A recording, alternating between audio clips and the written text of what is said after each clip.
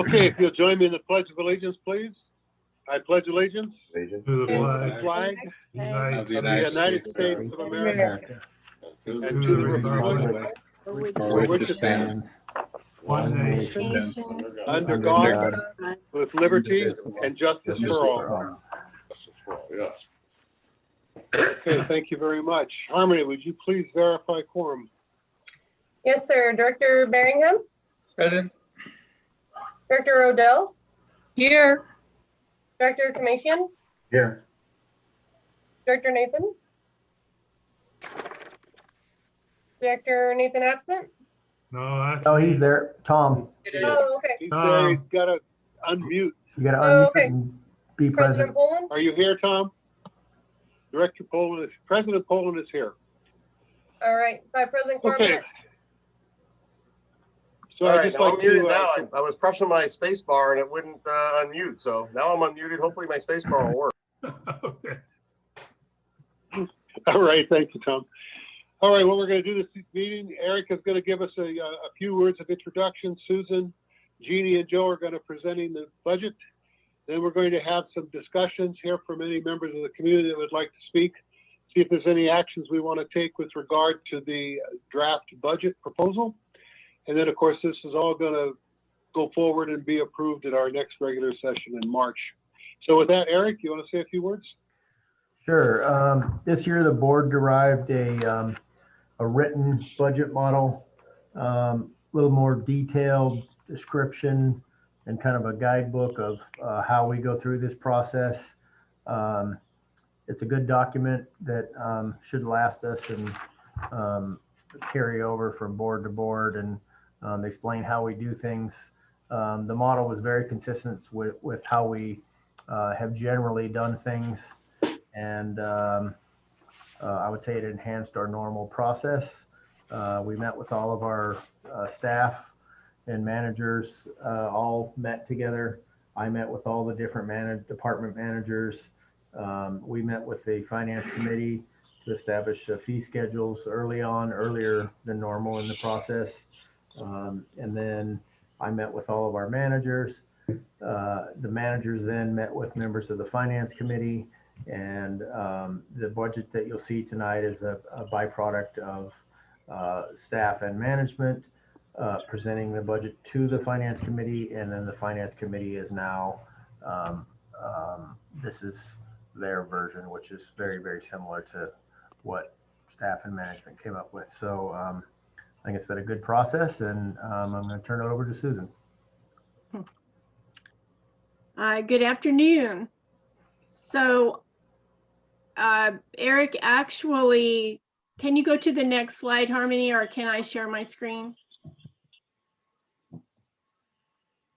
It might be better if I share my screen because I have a I'll presentation. stop share and you should be able to, or we'll change the settings, but and try. I have a PowerPoint. Okay, can you see that or not? We Not could. yet. Not yet. Don't see it.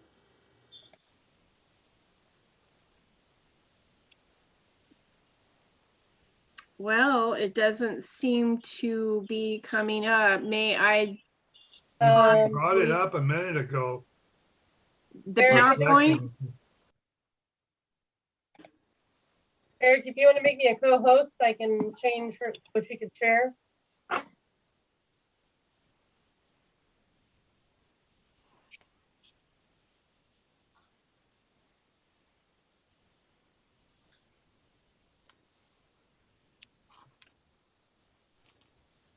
If nothing else, I can send this to you, but hopefully we can get it to come up because it's a PowerPoint presentation. I don't see anything. Well, if it helps anything, it came up once. Right. Did it? Yes. I don't know what happened. Yeah, that was me sharing. Let me try to get a hold of Eric here. Usually I'm the host, so I'll have to have him change. Oh, I it. made you co-host. Sorry, I was muted all this time. I've been talking to you, but I didn't realize. Okay. You are co-host, and You changed it correctly. So Susan, you should be able to now hit share screen and then click on the document in particular and then hit share. Ah, There you can go. see it? Okay. We're down Okay. to, we're down to Yeah. 2 people on Facebook now. Oh, We lost good. them. We already lost 4. Way to Maybe go, the- Susan. The delay was good. Oh, now we're up to 7. So, All right, very, very good. I wanted to give you, first of all, I'd like to prepare you for what you're about to see. So I have a very short presentation that Joe and Jeannie are going to both help me with. This is the outline. We're going to first show you or give you a little introduction. And actually, I think Eric just did part of it. So Joe will just add his part to that. After that, I'm going to show you the budget for the operating departments and give you some highlights and some variances and some major factors that are impacting this year's budget. After that, Jeannie's going to present some reserve items and possible projects expenditures. We're going to wrap it up by presenting the impact on the annual assessment for this next fiscal year. So that's kind of the outline of what we're going to go through, just so you'll be prepped with the rate schedule. I have also added to the agenda, and we'll bring that up at the very end for discussion. Although, as Eric mentioned, we did start with the rate schedule and all the different fees in the beginning of the budget process. The end result of the budget is directly a result, and you'll see some of the revenue changes as we go through. The first thing I want to do is introduce you to the Finance Committee. Everyone really put a lot of hours and effort in this year. And here's a list of our wonderful committee members. Joe Washley is our chairperson this year, and Jeannie Odell is our board liaison. So I want to say thank you personally to everybody that worked on this budget and worked so hard. I'm not bringing up the managers right now, but they are included in my thanks today. They worked hard, just as hard. Joe's going to take it over now and give you his version of the budget process. Okay. Oh, you got it up here. You see there, the budget initiated as a version of last year's projections, plus or minus known adjustments. The department budgets then go to review of the managers. The managers version is then reviewed and approved by the general manager. And then the final version is has been reviewed, approved, and recommended by the Finance Committee. So basically, Susan puts together a lot of the budget based on what we had before, what we're going to change, etc., and then gives them to the managers, and they review them, make changes that they want.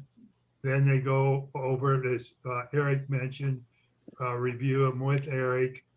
And then when Eric is finished with them, then they come to us. So on January the 8th, we received the budget books, which are very thick. And we sit down, and each department is assigned to 1 or 2 people, usually 2 people. So like in my case, Barry Talbot and I, and then we had our new man, Greg Doherty, who came along with us. He had just come aboard as an alternate. So we brought him along with us to see what was going on. And we had Corey had the member services, community patrol, and the income part of the lake. And our other department that we did was planning and compliance with Cheryl Mitchell. So we reviewed these particular things ourselves because we had the books in, and wrote down there's places for notes on anything that we want to question. And common questions are, look, for the first 6 months of this year for this expense, it was $10,000, but then you've only got 12 for the whole year. Do you have enough? Or you got 30,000, how come it's going to jump so much in the last part? And of course, we take into consideration a lot of the things are seasonal. And so we have to work out the percentages and stuff on that. So we ask the question, sometimes the question is, what is this? That's it, what is it? And they give us an answer of what it amounts to, but at least it gives us the knowledge of what's going on there. Now, based on the new budget model, we could, and then we didn't have any, but we could say, well, do you really need that at all anymore? But then we're finished with those questions, because that's up to Eric to make those final decisions.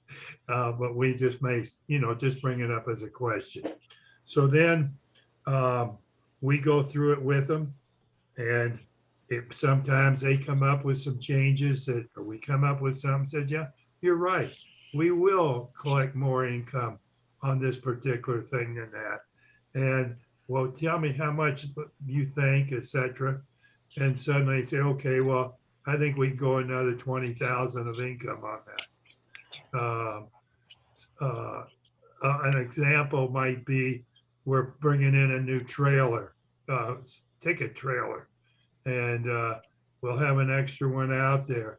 And so I'll go another 20,000 or so. So we make our adjustments, and they go back to Susan and or Eric for any other questions. And then after all that is done, and people are interviewing other departments, we meet for 2 days at the end of January, full days. And we met over at the Holiday Bay Room so we could spread out and go over questions, because I review all the departments. So I usually have more questions than anybody, but they give me the answers or what, and we say, well, you think it should change, etc. So that's basically it, but nothing changes without the department manager's knowledge. So that's really the overview of how this thing works. Okay, thank you, Joe. I'm going to move right on into the operating budget and give you some highlights that the Finance Committee came up with. Just some high-level impact scenarios that happened this year is minimum wage, of course, increased January 1st to $14 an hour. That added an additional approximately $100,000 to this next year's budget. And that's probably even a low number, because there's fringe should be added on top of that. In addition, there's the upward pressure of the salary. When somebody at a lower level gets a raise, then it kind of bumps everybody's salary up. It's just kind of how it works. So the actual bottom line cost for salary raises due to the minimum wage increase alone is well over $100,000. We do build seasonality into our salary expense during the budget process, just so as we go month to month, that our budget is more accurate. We look at the days in the month and how many hours are worked in that month, as well as we do have a lot of seasonal employees. Another thing that impacts our overall budget on a high level are any new contracts. Our lake lease is contracted to go up every single year in the month of September, and it's based on a CPI index for Los Angeles County. It's been holding really steady for the last few years, and this year again it was right around 3%. That's a significant cost, though, on $1.5 million, a 3% increase. We have a couple of other new contracts in the works. I know that one of the biggest ones is the new security contract. You're going to see the dollar impact and the change year over year in Department 40, which is the community patrol department, houses all the costs related to our security folks. So you're going to see on the next slide that community patrol department has gone up by $217,000 in total overall for the entire department. And that's when you compare last year's budget to this year's budget. Another big jump in the overall budget happened in the corporate department. The increase there was $474,000. There's a couple of big expense items that jumped. First of all is our liability insurance. As a result of the recent COVID year, it's the premiums pretty much just shot through the roof. And we're estimating, I believe, a 20% increase. And that's coming in at about $139,000 additional for next year. It could be higher. We don't think it's going to be lower. So that was a pretty big hit. We again put in $100,000 for an upcoming special election. It was in the budget last year, but it didn't happen, and it has been budgeted again for this coming year, 21-22. Other general administrative costs went up, and just the normal cost of living increases on the salaries in the corporate department added an additional $235K or $235,000 to the overall budget. I did want to mention, because this year's, as everyone knows, has been so different, so odd, it would have been pretty difficult to do a projection based on this year. What happened during the very beginning of the budget process is I normalized, what I call normalized the expenses. In other words, what I thought the year would have had happen without COVID, and then put any additional costs that were known, unusual costs. So we did normalize this budget. This budget is prepared with the assumption that things are going to somewhat get back to normal on the economic front by May 1st of 2021. And different departments had different impacts due to the COVID. Some are up, restaurants are down. So we did keep that in mind. And I think when you see the budget, you're going to see it looks quite normal. So let's move right on in, and we can take a look at the departments. This is a department by department viewpoint. On the left is last year's budget. You'll see this and probably maybe recognize this $11,651,000. That was last year's operating budget. And this screen shows you the budget divided by all of the different departments.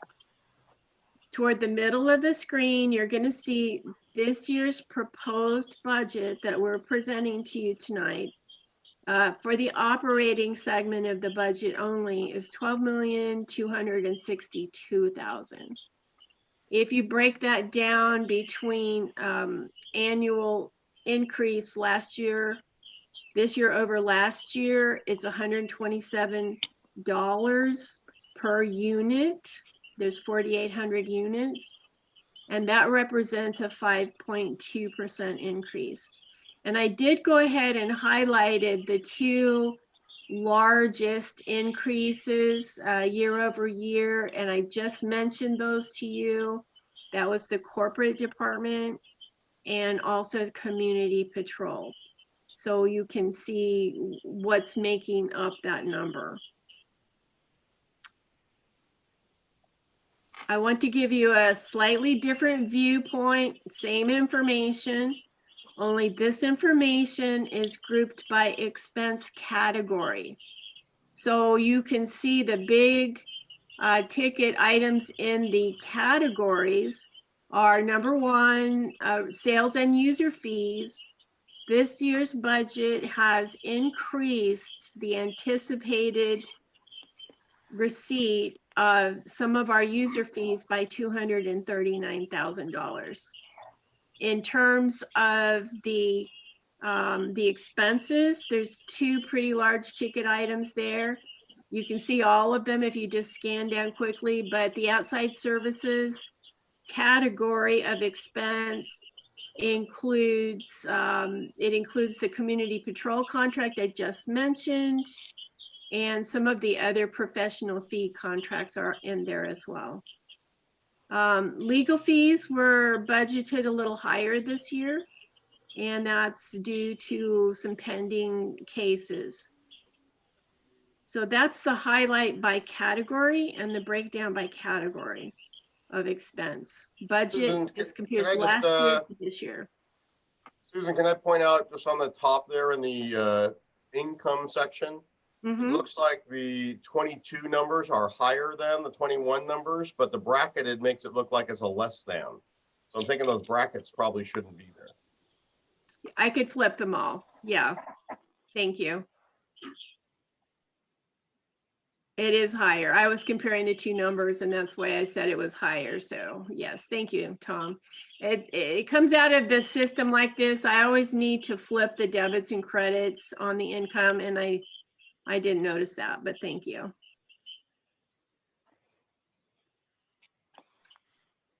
At the end of the discussion on the operating budget, I threw in here just a possible operating budget projection.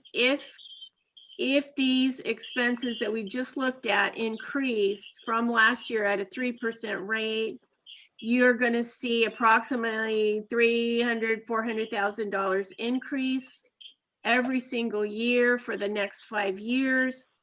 That would be a $73 annual increase, or about a $6 or $7 monthly increase. This is just something for you to keep in mind as prices rise.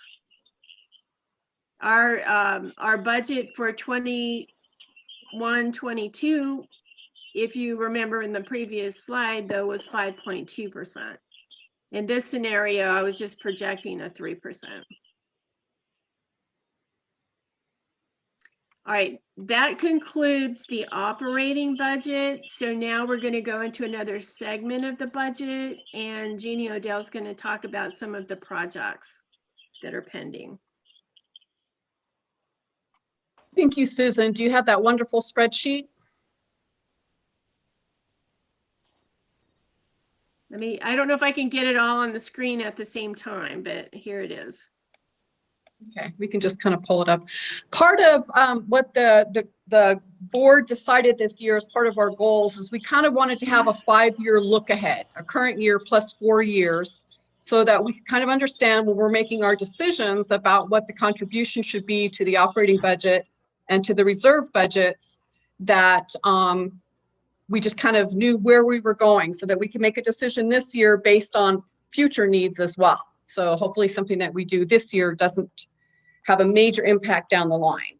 So Susan just showed you an exercise that we went through, and it was just an exercise on the operating budget. If you remember from our budget model that we put together, we wanted to look at just a CPI increase year after year to see if we could live within that. So Susan presented that. It was just an exercise, has not been approved by anybody, hasn't been reviewed by the finance committee, nor has the general manager given us his blessing on that as well. So it was just an exercise to show us if we take this year's budget, do a 3% increase. As Susan mentioned, we're looking at a $6 or $7 a month increase every year after that. So we kind of did the same thing for the reserve fund. We summarized it by the capital improvement budget, the repair and replacement budget, and the road repairs. So can you find it, Susan, at all? What am I looking for? The reserve fund current and project needs spreadsheet. Or maybe so Susan doesn't lose her place. Harmony, do you have that document? Yeah, I'll pull up the board agenda. It's the last page, right? I think it's the last page, yeah. All right, I have it in your email, but I got it. Okay. Thank you. Thanks. It'll just be easier for everybody to follow along if I can kind of have it in front of us. Yeah, I don't think I have that one, so Harmony will have to put that up. Okay. Do I need to stop sharing, Harmony, or something? I think she can just share over yours and then you can take it back when she's done. I also have it. I have the package here, Harmony, if you want. 1 second. I got it. No, I think I'm already sharing it. I'm just trying to get to the page here. Oh, it's the very last one.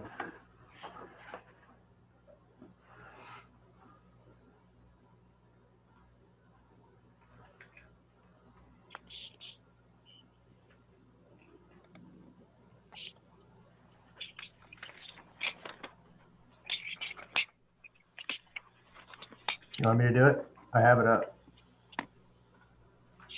We're almost here. 1 second. Okay. There you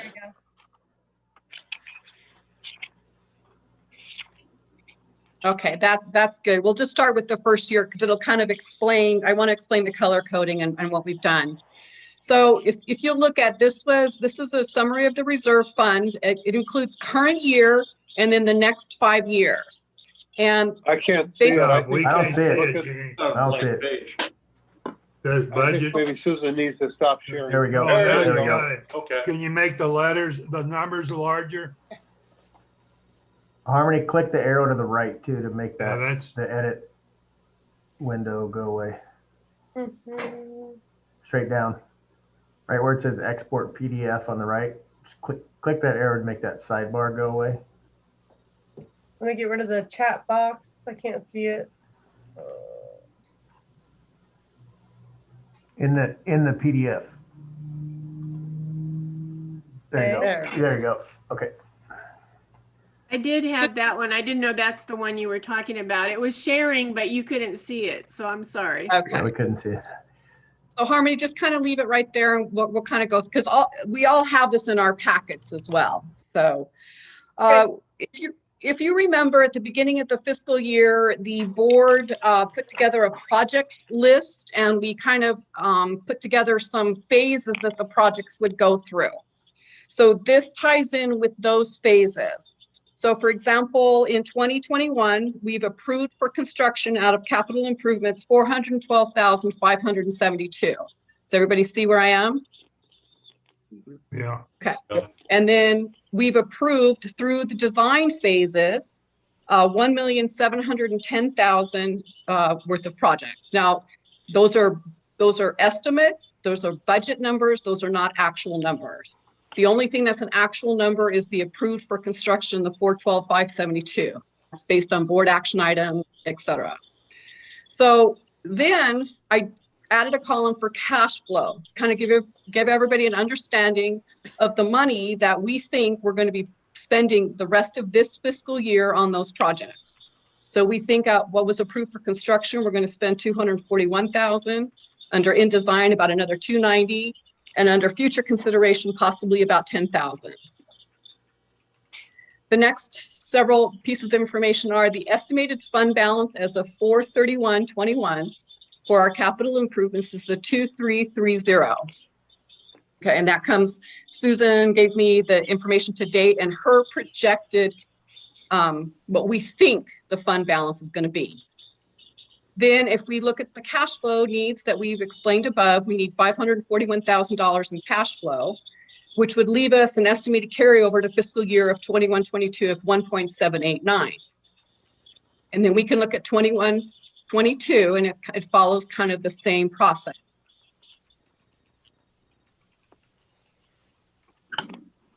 Just take us over a little bit into 21-22. So it's a carryover now from 20 to 21. So approved for construction, you'll see that it's 171,572, which is the difference of the 241 from the 412. In design, we think from a cash flow basis, we're going to need 1.42, and then future consideration of 150,000. Now down below that, you'll see the committee recommendation, and that was FPC. They're recommending, it's not been approved, it's not on any board approved list yet, of 1.18. But the important number to consider is under our cash flow number, we think we're going to need 2,041,572. Is everybody with me so far? Yep. Okay.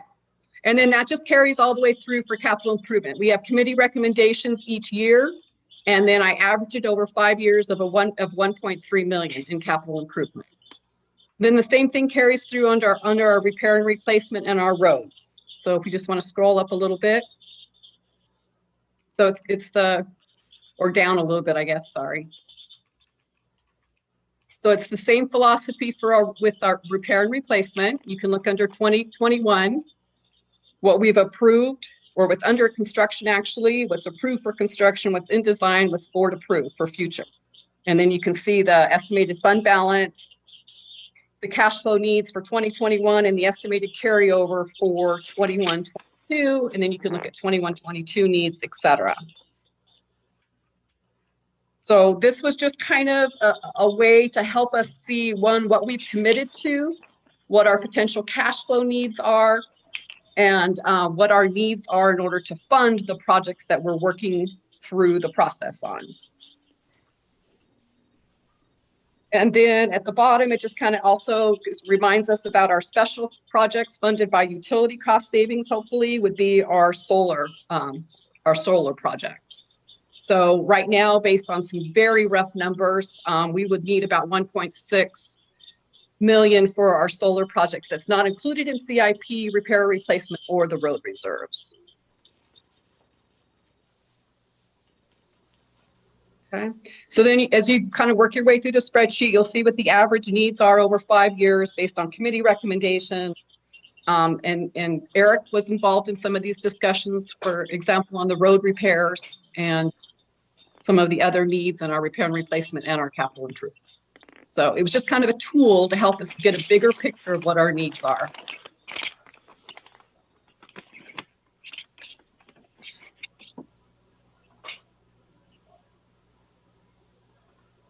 Any questions so far? Yeah, one, just go back to the current year side of this, the far left. I do want to mention that we probably should hold questions to the end of the presentation. Oh, okay. That's well, I was kind of normally done on that. Okay. Just a point of clarification, where you say estimated fund balance as of 4/31/21, which is that 2.33 million. Yes. Well, 4/31/21 is the end of our current cycle. So when it says estimated carryover, to me, those mean the exact same date. We can't have the same or different balances on the same date. So is the 2.33 more what we have currently, and we estimate it'll be used in that 541 over the next few months? Well, no, it's still 2.33 is the estimated fund balance. It's what we currently have to date, plus the additional member contributions. We anticipate between now and April 31st a need of 541. So the 1.789 is the actual carryover funds.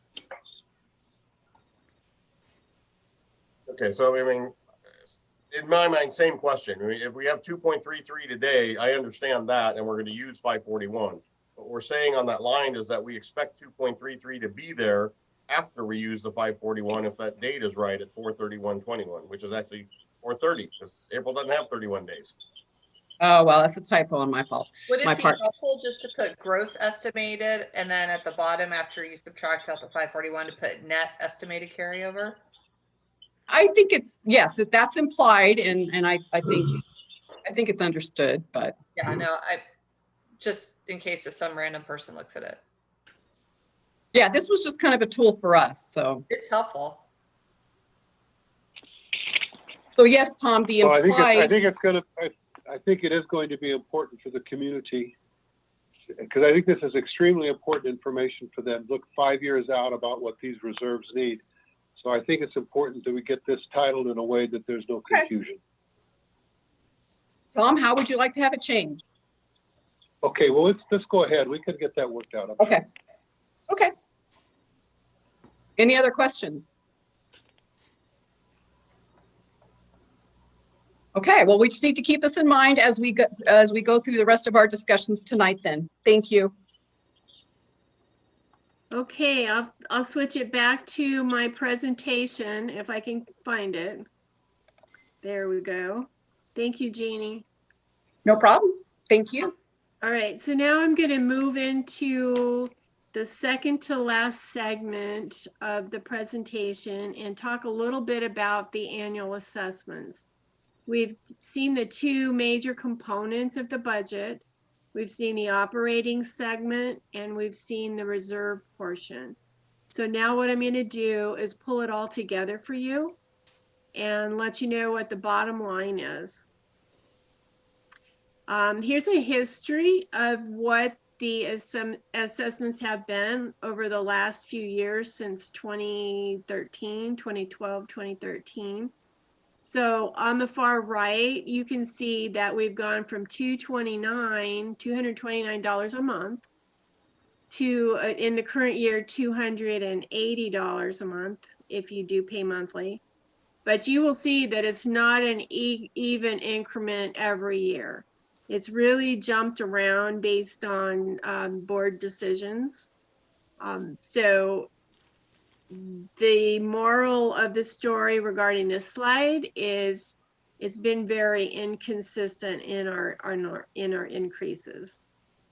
We did have the largest ones in the last 3 years, but that was to even out the flow of the upward increase just a little bit. Here's, if I had a drum roll, I'd do the drum roll right now. Here's what we've all been waiting for, right? We've got our proposed operating budget at $12,262,000. And what the Finance Committee has proposed is $2.3 million into the Repair and Replacement Reserve Fund for this upcoming year, $2 million into the Road Reserve, and $1.2 million into the Capital Improvement Project Fund. If we were to approve this budget as proposed, the annual dues would be $3,701 per household per track and lot. That is an increase of $341. I'm sorry, I'm doing this wrong. The current assessments are $3,360. So if I compare the two, let's see what that is annually. $341 difference. And that it translates to $28 a month increase per property. If you break that down a little bit further, you will get that $2,555 belongs to, I think I cut part of that off, but that's the capital. And then the $1,146,000 is the assessment portion, which again totals the $3,701. So that's where we're sitting for your approval to the board. And I'm going to wrap up this discussion with the fee schedule. And I have it here if anybody would like to discuss the fee schedule. I'm not going to go line by line over each individual increase, but we can discuss this as you would like to. And basically then that will be the end of the presentation, the formal presentation. I just wanted to mention before we go into our discussion phase that this budget will be presented on March the 9th with any changes that I'm directed to make tonight for board approval. At that point, we'll put it into print. We'll go to print after the budget's approved, and all of the homeowners will have their budget for the next year available for review in printed form or electronically by March 31st of this year. All right, that's the end of my phase, my section, and I will turn it back to Chris, and he's going to lead the discussion and take the questions. Susan. First, I'd ask if thank you very much, Susan. Appreciate that. And Jeannie, do we have any questions? start out with. Well, I have a question, or I'd like to discuss on the fee schedule. However, I'm coming from a person in the community, not as someone from the finance committee, on what I wanted to point out. So I don't know if you want to wait till the very, very end or how you want to do that in this format. I just don't want to speak out of turn. I appreciate that. What I'd like to do is hear from the directors first, and Okay, then we can thank hear you. from the committee and then the community. Right on, thanks.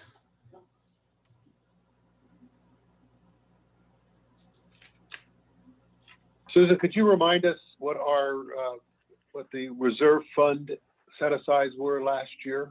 We're recommending 2.3 million for repair and replacement, 2 million for roads, and 1.2 million for capital improvements. What were they last year? I'm sorry, let me pull that up for you. I think it was 2.6 in road repair, but let me pull that up. I can actually answer that if you wish, Susan. Thank you. Thank you. It was 2.276 for repair and replacement, 1 million for roads, and 1.2 million in capital. So that's no increase in the capital, just a bit of an increase in the repair and replacement, and a big increase in the road reserve to from 1 million to 2 million, which means the lion's share of the $28 increase that we're talking about has to do with the increases in the operating budget that have to do with the cost of operations, and the big chunk is in the road reserve. Is that fair to conclude? That's close. Yeah. And could somebody just remind me a little history about why we need $2 million in road reserve now when we were saving $1 million for the last few years? I think you need to ask Eric that question. That was his suggestion. Okay, Eric? We have $5.5 million in one fund. We have 4 something in another fund. That'll probably do about the first 2 years worth of work. I had a conversation with our engineers today, and we're going to have several 4 or 5, maybe 6 years worth of work. We need to keep adding to that fund, or we'll do 2 years worth of work and whatever we've funded between now and that 3rd year, and then have to stop. So the overall, to get us to a stable point with our roads, since we've been on hold for a while, what's kind of the estimated bottom line of that, just as a single number? Not. They threw out a number today that you don't really want to hear of $20 million. Okay, well, yeah, none of us want to hear that number, but the fact of the matter is we've got, 37 miles of road or 39 miles of road that have not been cared for a number of years, and we've got to start saving now. I think this is a really important thing for our community to understand. How many years will it take, Eric, to get this thing finished? If we start on it now? We're in the process right now, choosing the worst condition streets and breaking it up into several years worth of repairs. And we're trying to develop a set of plans and specs to put out to bid this year for the first year's worth of work. And until we determine how much of, basically, everything is going to need to be done eventually. That's kind of the nature of pavement. It's a never-ending thing. If we paved everything today, we would be at 100% pavement condition index. Tomorrow, we would be less than 100%.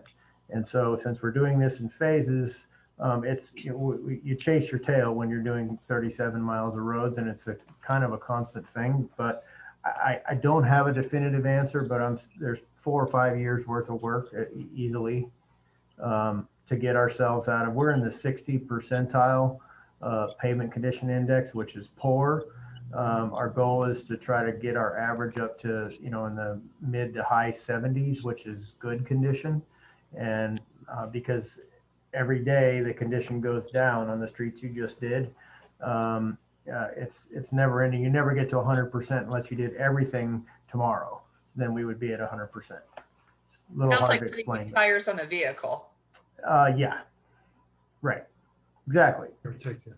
Good analogy. Could I just point out also that based on the previous study, we were going to have to increase to 1.5 million in 24-25 anyway. So we are advancing some of that. So there was already a projected increase starting in 24-25 of to 1.5 million. Let me say one thing. Now, as of this month, our reserves for the road are 9,784,000, almost 85. So we got about 9,700 and some odd thousand, 85,000. We're just under 10 million. If we And I'm go gonna 5 years at $1.5 million, it's at 7.5 million. Which would put us up, still wouldn't get us to, in 5 years. It was gonna take us about, at that, it would take us about 7 years to get to $20 million. At $1.5 million. That's that's a rough number, and because of the litigation we're in, we are us taking delivery of this report that is in progress has been delayed. We have a green light now, and the engineers are working on it, but I haven't actually been given the finalized work product. So we're talking in big generalities right now, but they are some very big numbers, and you know, it's safe to say it's close to $20 million over the next few years. And my goal is to do $4 or $5 million in this first year, 4 or 5 million the next year.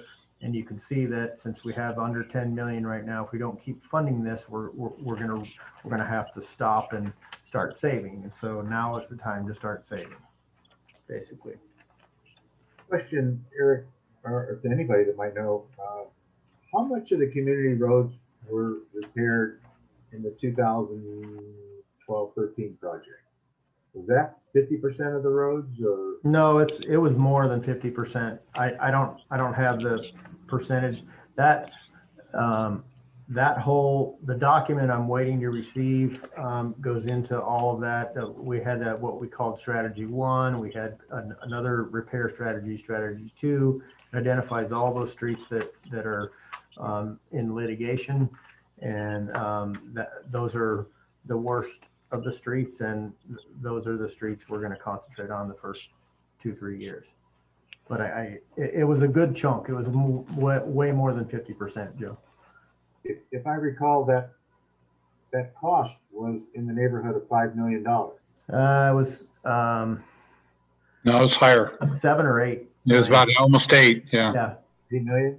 Yeah. Just under 8 million. We had to cut out, Joe, the parking lots because we only had about $8 million in our reserves at the time. And the parking lots was going to be another couple of million.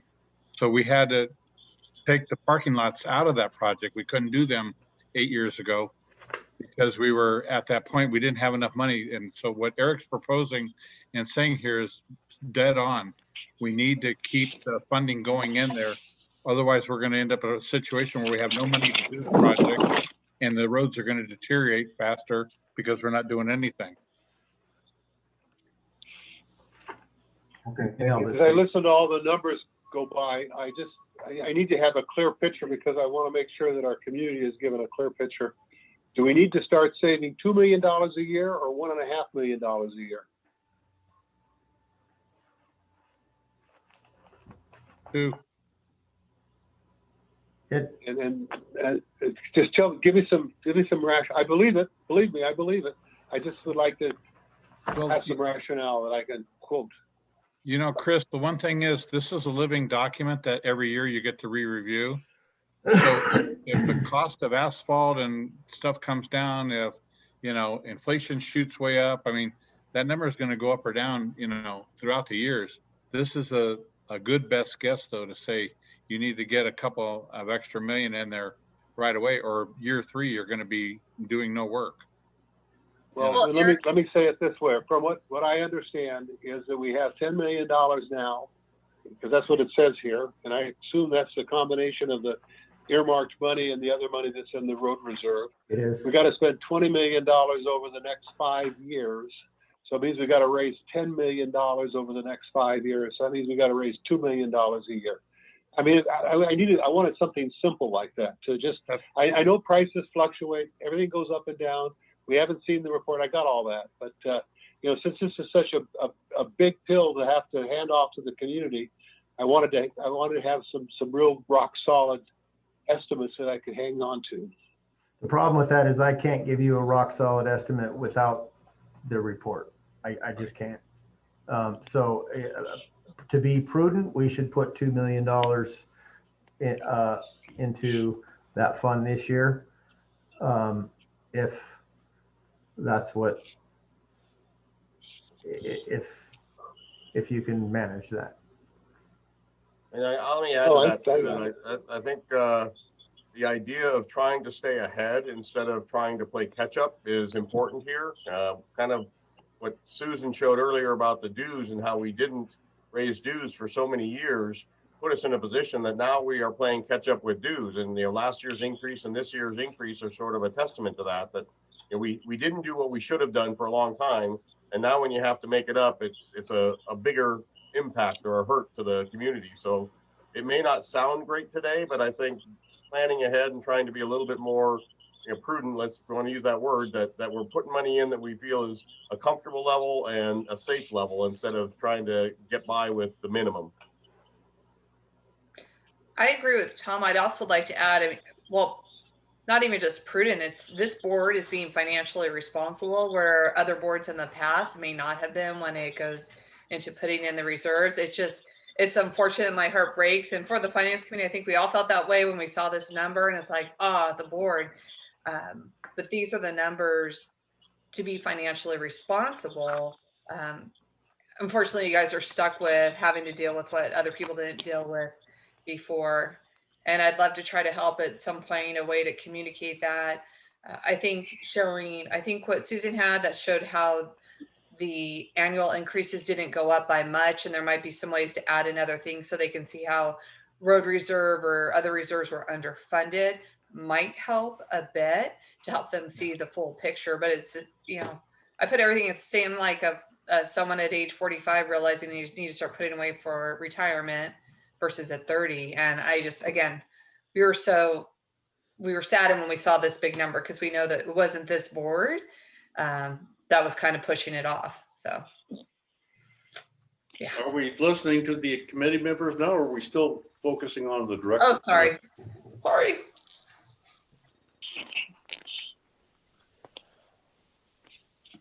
That was we've got a small group here, and these are all the folks that are worrying about it.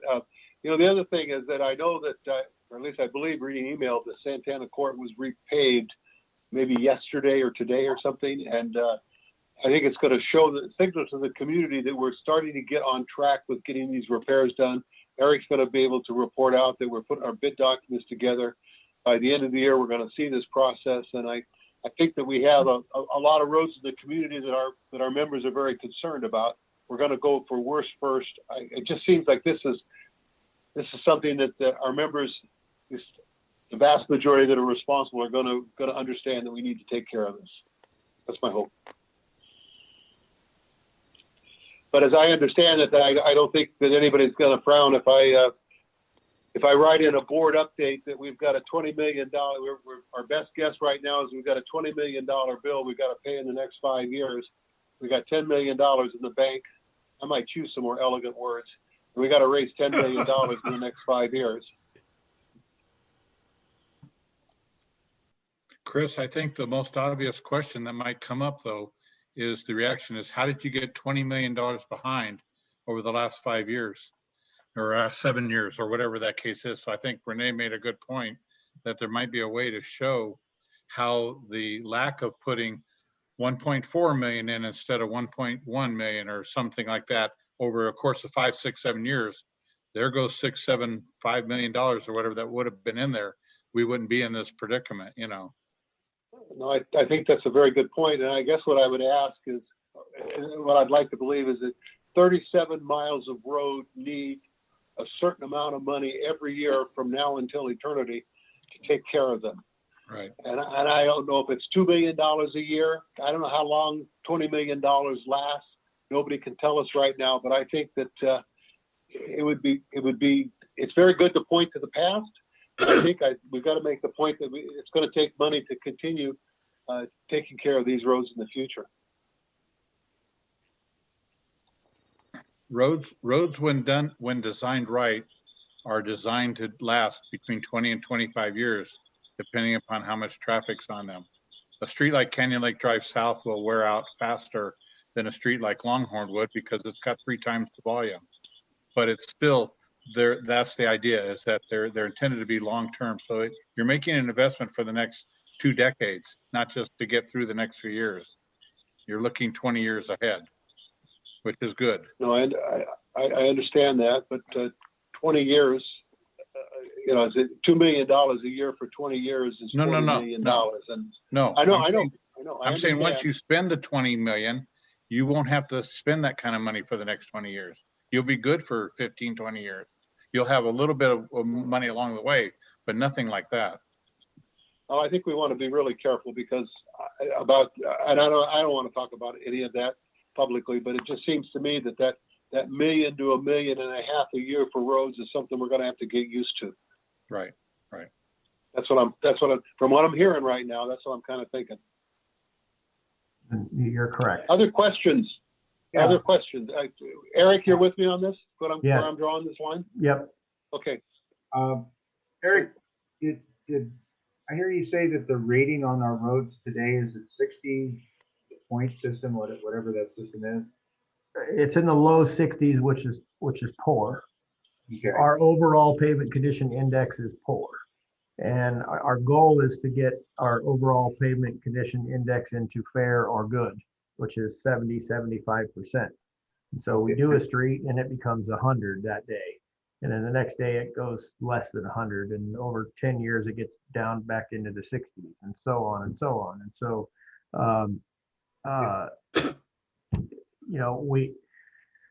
if we had $25 million, we could let a contract and go make our whole community 100%. That'll never happen. So our goal is to bring it up to 75, 78%, which is good condition. If we're at 60 right now, that means that's an average. I'm assuming that's how it's done. It's an average of the rating of the different roads. That some of the roads are upwards of 70, 75, or 80, or maybe even higher. I don't know. Well, Canyon Lake Drive North, which we did this year, was at 100% the day we did it. And it's already less than 100%. So that brought our average up somewhat because we did a pretty good healthy section of that road. And that's kind of how it works. Because of the litigation we're in, this project got stalled.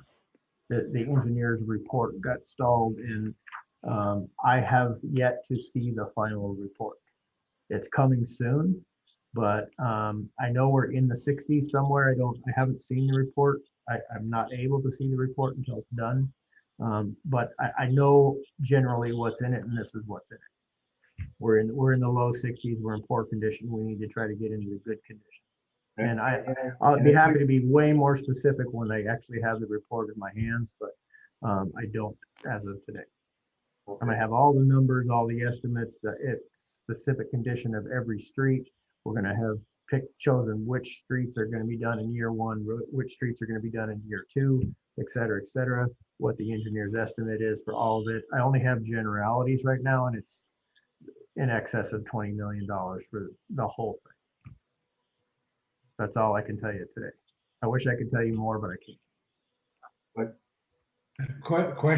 obviously, in the first phase of work this coming year and the next year, you're gonna take those particular roads that are rated at 50 points or less and focus your money on them. And ideally, all the work could be done in 4 or 5 years. That'd be wonderful. But if we get it to the point where we've done the bulk of the work, we've brought the worst case roads up to 100%, 100 points. What would be the problem if we extended the project out for another couple of years and allowed additional time for funding to do that?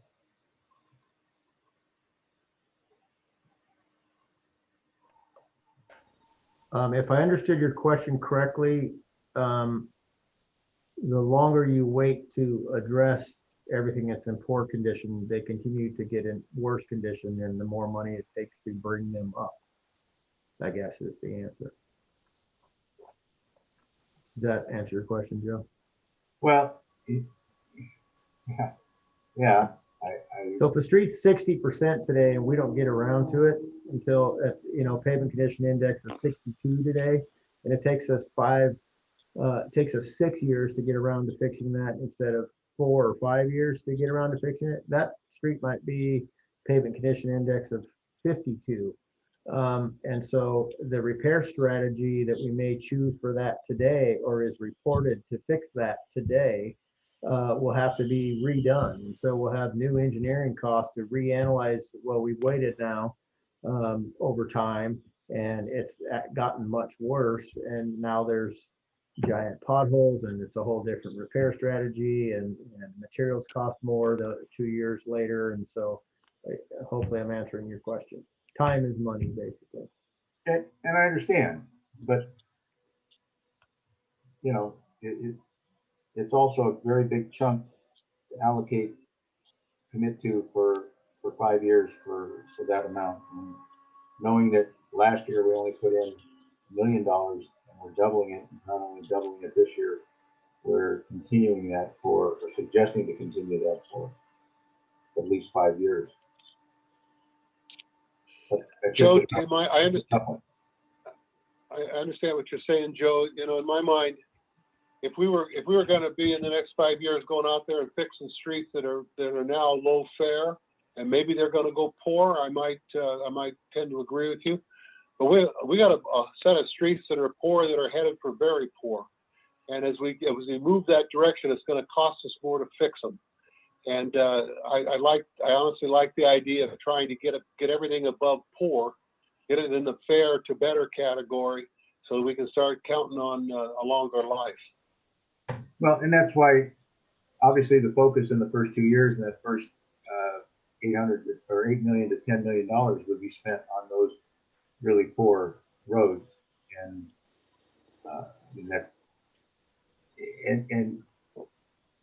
I'm just trying to look at it,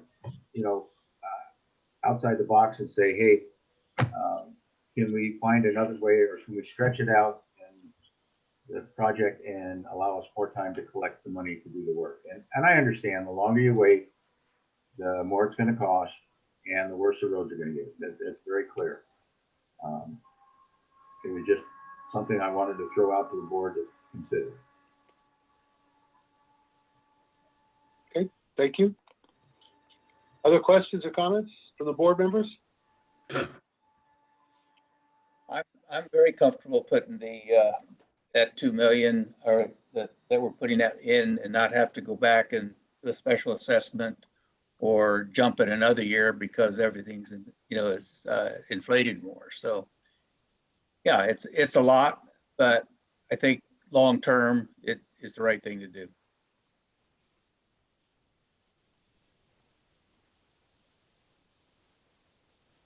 So I kind of had a pre-discussion here, but are there any comments, any questions or comments from the committee or from any community members that are present? I don't know if we have any community members that are present.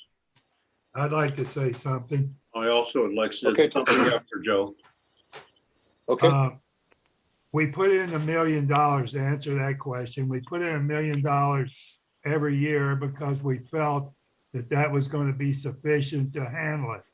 And as of right now, for instance, well, we've got $10 million in there and we haven't started a new project yet. We have done the parking lots and all that. So that's not going to be part of the new thing. And so we felt we had enough in there with $1 million. Now, anybody who has heard me for the last 5, 6, 7 years, when these meetings came about, heard me say, we need reserves, we need more reserves, we need reserves. And that's the most important thing with an HOA is your reserves. However, the board voted for this 2.3, 2 million, and 1.5 million. And my thinking is, and I was one of the 2 people that voted against it. And my thinking was, we're in a COVID year. I realize that fiscally responsible, we fund these things to death. But we raised the dues $15 a month 2 years ago, and then we raised them last year $29 a month. And the problem with that was back previously, as Susan put up there, we went 5 years, and over 5 years, we reduced the dues for $1 a month. And they were cutting into reserves in order to do it. You can only cut so much in operating expenses. And I just think that after that, and being there where a lot of people have lost income, and this thing's not over yet. It'll be going till the end of the year, at least, where a lot of people are just don't have the income. But I think we have to figure a way to give these people a break this year and raise dues $10, $11 a month or something, rather than $28. So if we have to go, and let's face it, we got $10 million in there. I would rather see us go $1.5 million this year and a little more than that each year in order to get there. Even if 6, 7 years from now, we had to have an assessment. Okay, but I think they need a break this particular year. And if we're going to go 2 million on a reserve, then we need to cut back the repair and replacement and the CIP. We've got $1.9 million in CIP right now, and we just okayed, I think, a couple of 100,000, but we're going to still have a big carryover. And I think we could cut the R&R a little bit this year too. So that's just my thinking on this. That's the way I thought. Again, as Renee said, if you want to be totally fiscally responsible, then yeah, we need those. We should put those amounts in there. That's all I want to say. Thank you, Joe. Yes. Go ahead, Barry. On behalf of the part of the committee, I also voted against the recommended increase by the Finance Committee, primarily because of the same reasons that Joe was talking about. And I think it's a pretty significant impact that this COVID has had on our entire community and the country. But I think the road reserve is, excuse me, the reserve accounts are necessary for us to consider. But I would think, because of the big increases over the last couple of years that we have already imposed, that the fluidity in the lawsuit regarding the roads and that type of thing, together with the other issues we're facing, now would not be a good time to make the $2 million increase in the in the reserve accounts. And I think if you wanted to maximize the reserve for the roads, like Joe suggested, it might be a good idea to maybe split part of that increase and take some of it out of the CIP and instead of just increasing it all entirely on the our citizens, on our members. That's it. So is there somebody on the committee that voted for this that would like to speak on behalf of 5 the people. recommendation? 5-2. You have two hands raised if you want to go and for community members or. Because Dale's hands was raised before mine, so. I don't know if you Yeah, want- I've got Dale and Renee and that's it for now. If you want to go, Dale. Dale, yeah, his was up I first. guess I wanted to hear from the committee next, Harmony. Oh, got it. If somebody on the committee would like to speak on behalf of the recommendation, since we've had two people speak against it. Yeah, I've got this, Claude. I've just got a question, and this is Tarek. I opened up the chat and I asked the question on chat, so I don't know if we want to use the chat. But anyways, my question to Eric is there an industry estimate for roads, like $1 per mile for road repair of certain types of roads? Because if there is, then we can figure this out. You know, we can calculate based on what we're starting with, the $10 million, how many miles of road we have, and you know the assumptions of how long do we want to go through and go through the 40 miles of roads. Claude, that's exactly what we're doing. Contribution needs to be to get that. That's exactly what we're doing right now. Our engineers are working on that, and they have their engineer's estimate. I spoke with them today about using the unit pricing from, we recently, did a $3.5 million pavement project. So I have real world bid, hard money bids from local contractors, which are more, probably much more aggressive pricing, better pricing than the engineer is going to use in this report. They're probably going to deliver us a report that says we have between $20-25 million worth of work. When I put that out to bid, that hopefully will turn into, say, $18-19 million.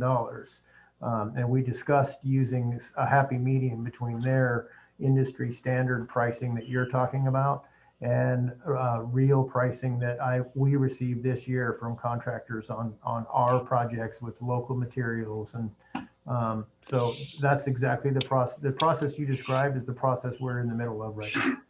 Okay, because it'd be good to have that information to, like, when we're, every year when we're coming up to, what kind of contribution do we need for this? I wanted to have it this year, and frankly, because of the litigation we're involved in, them delivering that report to me was stalled by the legal process. That's all I can tell you. But I wanted to have it for this budget process, the final report, and the litigation delayed that.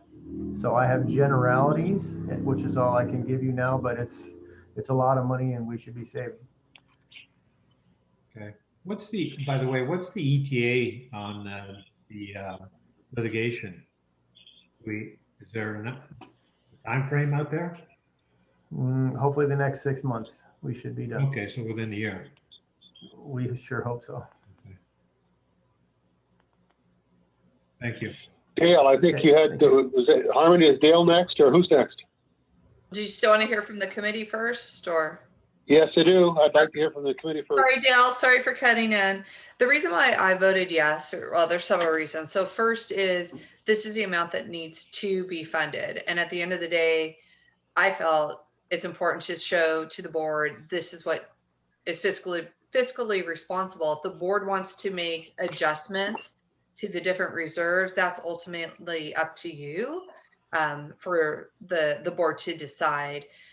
I would, if the board decides to lower the amount that goes into that fund, my hope would be that it's full disclosure to the members. So here's an example. Instead of 2 million this year, if you dropped it by 500,000, so they save $8 and change every single month, then they need to know that for the next 4 years, we need to increase it to 2.15. So because now it's going to be a bigger jump, but at least they have that breadth today.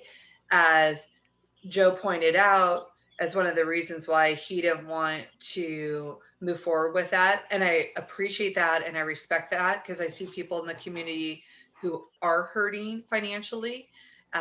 So I understand that's a delicate thing that you'll need to balance, but we just need to be very straight out. And I think the budget helps that. So they can start preparing today for what's going to happen in May of 2022 when that goes up from 1.5 million in this example to now 2.15 to make sure that we are able to continue to repair the roads.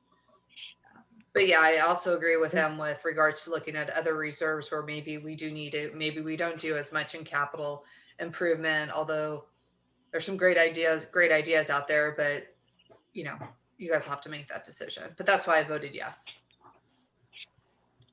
Thank you. I guess Susan, if I could just step in here for a moment, because Susan, could you talk to us a little bit about how much trouble our members are having making their assessment payments?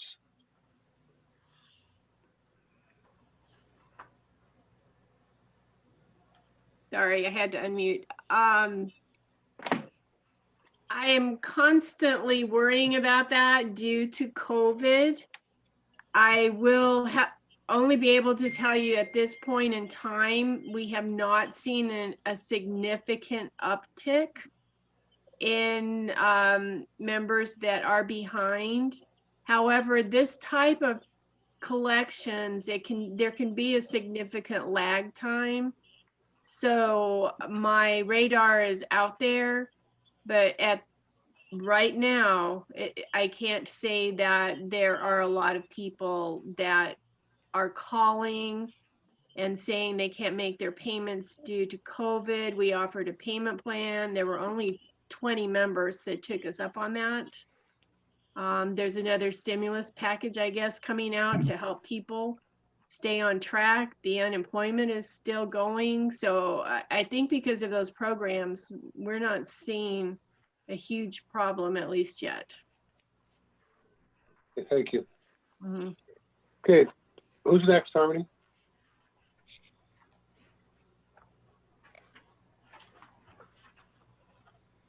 Sorry, I was on mute. We have Dale Welty. Hello, Dale. Okay. Hey, thanks, Chris, for this. First comment is I think you need to be really clear, and I think Chris talked about this, that we need to be really clear that the big part of the jump is really the adjustment to the road reserve. If you go to the community and say, oh, we just jumped it up this big amount of money without explaining the road reserve, it's not going to be clear to the community. So I'm with Chris on that.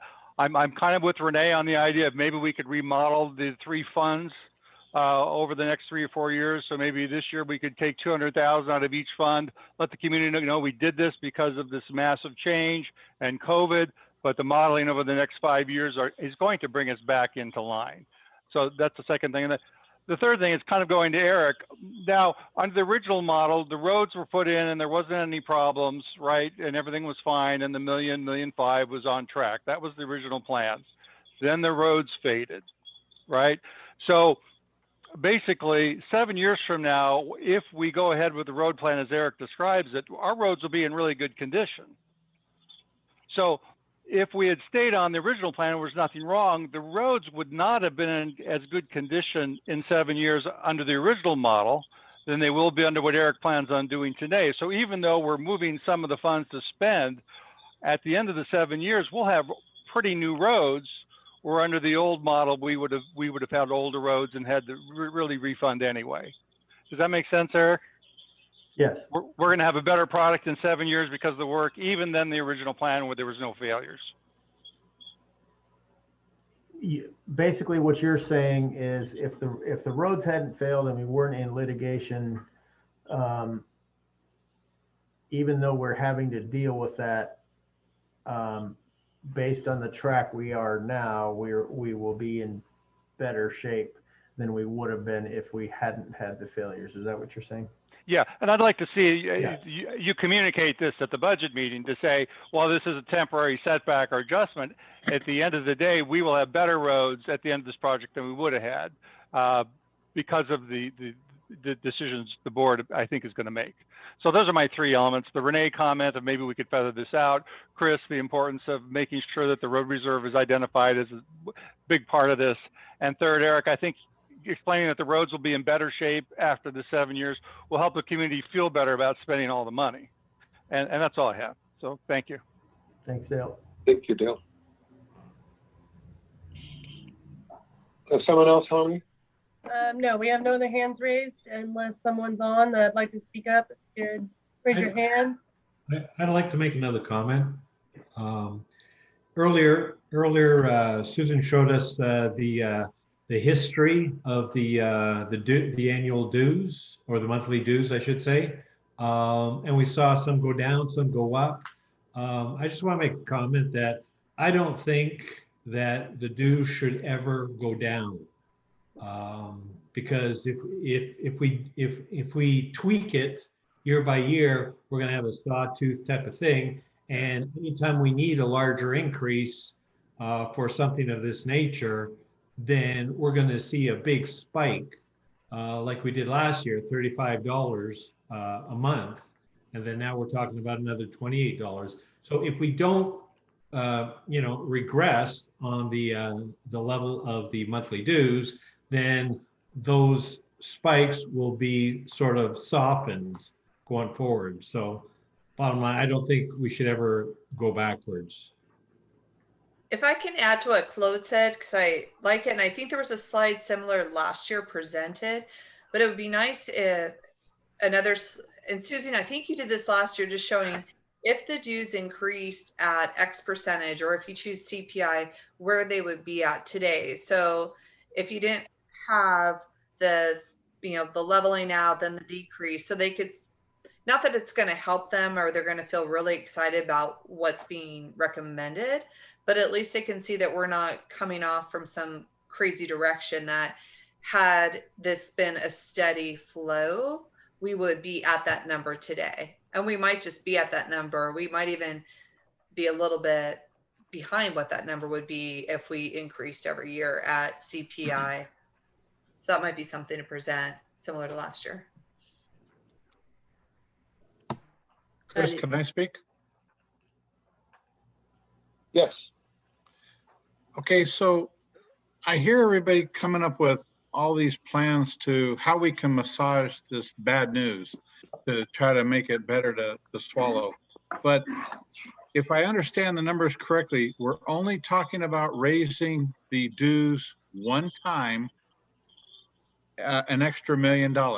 And that I guess is around $16 or something like that a month.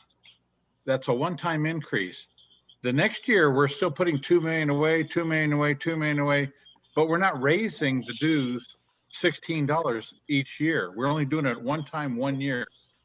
So I'm trying to swallow is, how much does this equate to? This is $100 or $150 one-time increase, and then it's built into the budget for thereafter. What am I going to do with it if we phase it in over 5 years or 7 years in a smaller increments, trying to make it look prettier? How much am I going to have? I'm going to have all this, what? I'm going to have $40 extra or $70 extra next year to spend, on something else that instead. And in the meantime, the cost of the roads and the deterioration of the roads is increasing. So the bill could be going up. So I just think it's a lot of nicety that we're trying to be, but this is how this kind of got in this problem, 6, 7 years ago, when we had no due raise increases for 4 or 5 years in a row. That, well, we didn't want to offend anybody by raising the dues and telling them their picture, but now look at where we are, So I think, what Chloe's saying and Renee's saying is good. I think we need to show everybody exactly how we got where we are. But I think we need to not just arbitrarily start dipping the numbers down. Oh, we didn't like the number how it came out, and therefore we want to kind of bring it down to some number that's better. That this is not a lot of money. Okay, I mean, it's $100 a year, $200 a year. That is not a lot of money compared to the big scheme of things. But the cost of those repairs are going to go up at least that or more. So you're going to be constantly chasing your tail, like it was said earlier. If you stop funding or you skip a couple of years, you're going to see a relief down the line, hopefully, like Eric said, that when the engineer's estimate is always going to be, a little more comfortable and conservative. And when you finally see the actual prices, that you could have savings that are becoming. And once you get this 3, 4, 5 year out of the way, you won't have extensive dues. You'll have a funding plan that'll say 1.2, 1.7, 1 point whatever will fund you now for the next 30 years. That's what we've always done. I think we want to be real careful. One of the nice things about that projection that Susan showed over the next 5 years about our operating budget is that we are going to have to face increases in our operating budget. Exactly. We know that the pundits are now saying, the economists are now saying that we are moving toward a period of inflation like we've never seen in the last decade. And we've got a lot of people out there that haven't seen inflation. Us old folks have seen inflation. And the way the money's being poured into our economy right now, there's got to be some comeback on that. So there's so much uncertainty out there in the future. That's one of the things that concerns me about ever saying that we think that we're going to get this behind us. I think that we have to look at what we need to do today, and we have to expect that in the future it's going to be very uncertain what we're going to have to do.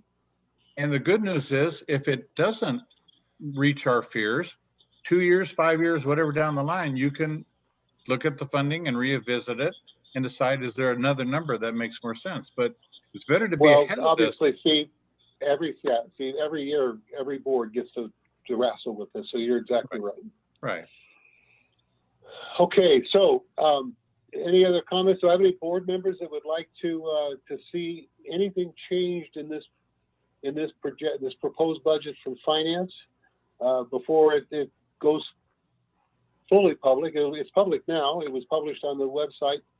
I'm sure that we'll be seeing documents, if we're not already seeing on Facebook or in the newspaper or somewhere, we're going to see the $28, and there's going to be conversation about that. We can act on this now if we'd like to. We can wait and let that conversation ride and make our decision at the next meeting. But I'm curious. I'm now talking directly to my fellow directors. Are there any changes that you would like to see? Well, I just like to stress my opinion about what's the urgency of getting it done. I mean, I know about the cost increase. I know about the added deterioration of the roads, but we're talking $1 million increase in one line item in our budget, $17 a month or $200 a year. Yeah, it's not the worst thing in the world, but it's going to impact a lot of people. And when you look at worst case scenario, we plan to go to 2 million next year, so you're doing a $500,000 increment this year and another 500 next year to get to 2 million. You haven't impacted the total amount that much.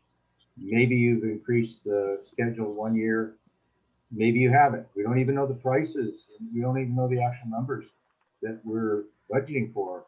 We have projections. I just think the right thing to do is to make an incremental increase in the road reserve at this time, and then once we know more at our next year, then we can address the actual numbers that we know we will need. So, Joe, I appreciate that what you're saying. I think that all your issues are very clear. My question to you is, if you would like, when this is presented next month, to have the road reserve number at 1.5 million. If you'd like to see that change, I'd like to have a motion from you. Let's make a decision. We can see if we can garner a second and move on this. You're saying tonight? I'm saying, sorry, maybe I just don't make myself clear very well, but no. Tonight I want to know, does this board want to go forward to the public and say, the finance committee with our concurrence has recommended a $28 increase in the dues? Or do we want to go forward and say, we want to recommend whatever the number is, a $20 increase in the dues? Because we've decided that we want to present a road reserve of $1.5 million for next year. I'm just pushing you to see if, not to give me this is what I think we ought to do. Is this what we want to do tonight as our proposal, or are you happy to have it go forward, and we'll make that decision next month? Can I help Joe with this a little bit and piggyback on his discussion? Because I've spent a lot of time, I've spent a lot of time looking at all of this. And I have a recommendation, or I'd like to recommend, and then I can make a motion. But I'd like to recommend that we look at our reserves, the R&R at 2 million. And the reason behind that is we're in the middle, or we're starting a brand new reserve study. And I think Eric's working very hard on that. And that'll be in place for the next budget cycle. But I think we could get away with 2 million contribution to our reserves, a $1.5 million contribution to our roads, and $1 million contribution to our capital. So, as I said, I've spent a lot of time studying all the numbers and trying to put all the data together. So. Okay, so Jeannie, that totals 4.5 million compared to the number that we had, which was what it was 224.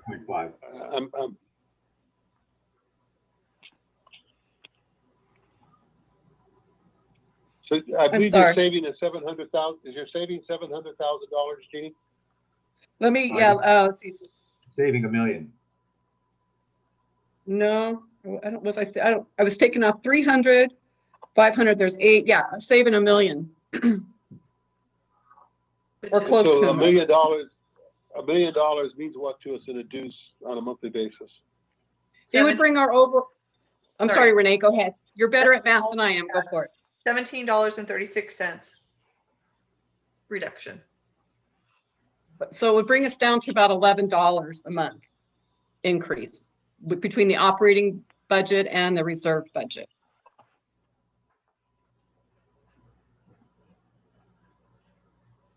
All right, I think you made a recommendation. Do you want to make this recommendation at the board meeting next month, or do you want the board to make a decision to right now to go forward with a proposal that's at $11? Can you see I'm sorry, can you see my screen right now? No. It says fee schedule discussion. Yeah. No. Let me see if I can bring that up so you can see it. Mr. President Poland, can I just ask for clarification? Are we in a workshop or an open session board meeting? No, this is announced as an open session board meeting. Okay, so we can make motions in both then. We can make motions and vote. That's correct. Excuse me, okay. Susan. Yes. She suggested 1 million, not 1,000,002 for CIP. Okay, that's where I was just wanting to clarify that. Thank you. Correct. So since we are listed as an open session board meeting, I would like to make a motion that we move forward with the 2 million, the 1.5 and the million and make that decision prior to March, the March board meeting. And I'll second that. Okay, so I've got a motion and a second. Any discussion? Yes. Jeannie, you looking at the 5-year plan, $1 million doesn't go very far for what we're looking at. Well, that's correct, but this would enable, I mean, the board would have to make some decisions whether or not we proceed with some of the projects that are on the list. I mean, yes, a decision would have to be made. But so, I think so could we switch some of it from repair and replacement and put it into capital? Could we drop that down a little bit and put more into capital? If you want to make a amended motion or subsidiary motion, go for it. Well, I mean, you have dealt more with an integral part of the financial aspect of it. So if I pulled if I would want to ask for 50,000 or 500,000 more in capital and 500,000 less in repair and maintenance, would that be sufficient for the repair and replacement? That would be my question. My opinion is no, but that's just my opinion. Keep in mind, she only cut 200,000 out of capital improvement. It was at 1.2. So she reduced it to 1.0. I just know there's so many projects out there that we're trying to do, and they're just going to sit. They're not going to get done. The thing is, Jim, how much? I mean, those are things that we can get around. where the repair and replacement, you normally cannot get around most of that. We're gonna carry over probably 1.7 in the capital improvements. And then you put another million in there, we're gonna be up over $2.5 million to spend. If there's some project that's sitting there and we just don't do it this particular year, we do it the next year, then I don't see a big deal on that. I would like to make one other suggestion, Chris. And Eric, we got $1 million. I'm sorry. We have $100,000 set aside again this year for a special election in our operating budget. Now, Joe, excuse me, I don't mean to cut you off, but I believe since we have a motion and a second on the floor, Okay, only the board, only the board can discuss this. Okay.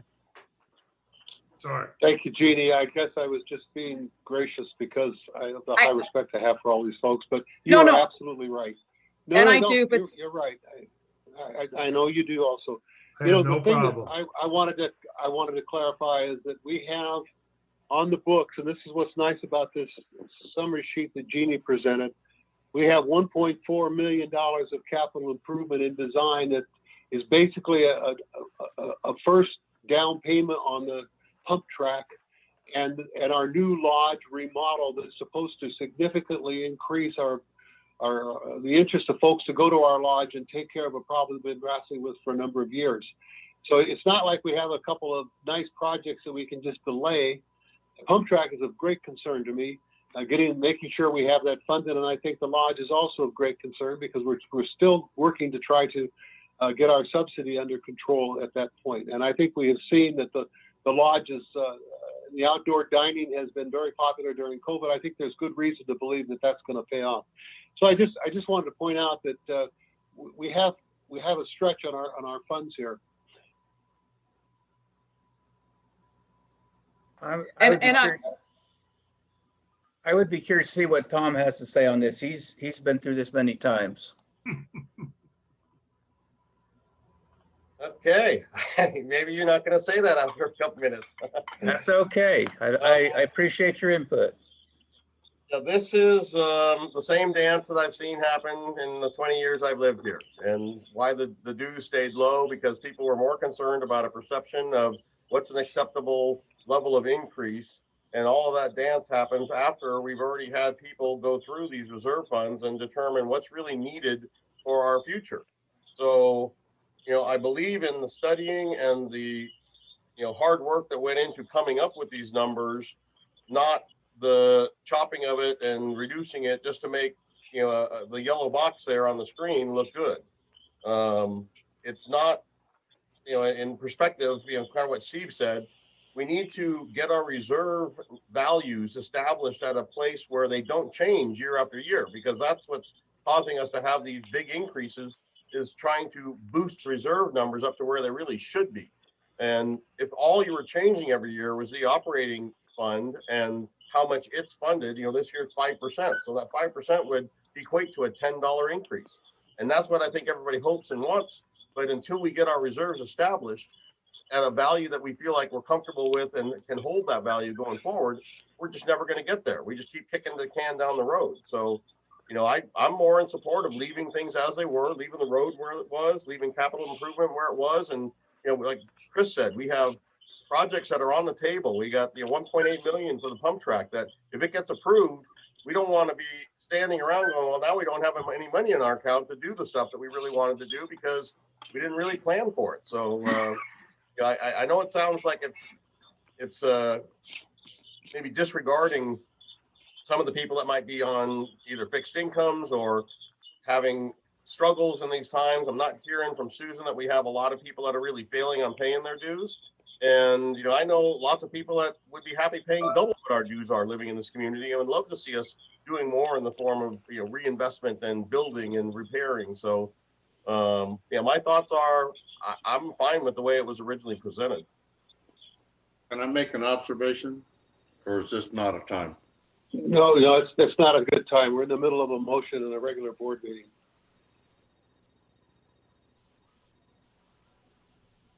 Any other comments? Because I'll call for the question. Well, Chris, I just want to get it out that I really think that we got to be careful with what we do. The finance committee worked hard. Nobody's questioning whether the numbers are right or wrong. The $2 million for the road reserve is what is necessary with the information we have today to do what we want to do. The reality is we have a responsibility to the community, and to be fiscally responsible for their benefit as well. And I just think that a $1 million increase in the road reserve, a single line item on the budget, is excessive. And the worst scenario that I can think of is that it's going to cost us a little bit more 5 years from now. It might take us an extra year to get it done. I think it's the right thing to do. I think it's the right thing to do is to increase, nominal increase, or not nominal, but a smaller increase this year, and then we can get on track with an increase next year. And I got your message, Joe. I'm actually persuaded by the comment that the difference in these two scenarios is $17 a month is $200 a year. And while $1 million sounds like a lot of money, nobody has to pay the $1 million. We all have to pay $200. And I think that is compelling. I like what Tom just said about if we could just get ourselves in a stable place. We said as a board we wanted to take the time to understand what it was going to cost us to move forward in a consistent manner. And so we've done that. And now to fall back on the old ways is a difficult one. I'm very, very pleased we're having this conversation tonight at what was supposed to be the workshop. Harmony, thank you for posting it as a regular board meeting, because we can take this action, because we can have a good, solid discussion without what normally goes on. So any other comments? I'm ready to call for the question. And Harmony, I'm going to ask you to call the roll so we can make sure we hear what everybody says. Chris, I'd like to clarify, are we just talking about the contribution to capital, the changes right now, and not this entire sheet? Because I still have other things I'd like to discuss about operating. Okay, then we're only talking about contributions to capital with this motion right now. And the motion is to shift from what the finance committee recommended to us to what you now see on the screen. Okay, so can we vote on that, Tom, and then we can go on to your other concerns. Harmony, would you call the roll, please? Yeah, so I'd like to clarify, it's Director Odell made the motion, Director Comatian seconded, and we are only addressing the capital improvement allocation to 1 million. I'm sorry, you're calling for my vote? Okay, no, then, she's clarifying the motion. Go ahead. okay, we'll do a roll call with Director Berringham. So could I make a subsidiary motion at this point, or just up and down on this one? You can. Let me think about this for 5 seconds. You can. I mean, I would like to see 1.5 million in capital, 1.5 million in road repair, and 1 point on repair and replacement. The 1.5 are all three of them. Okay, so I have a subsidiary motion, which will supersede the other motion, but I need a second. Is there a second to that motion?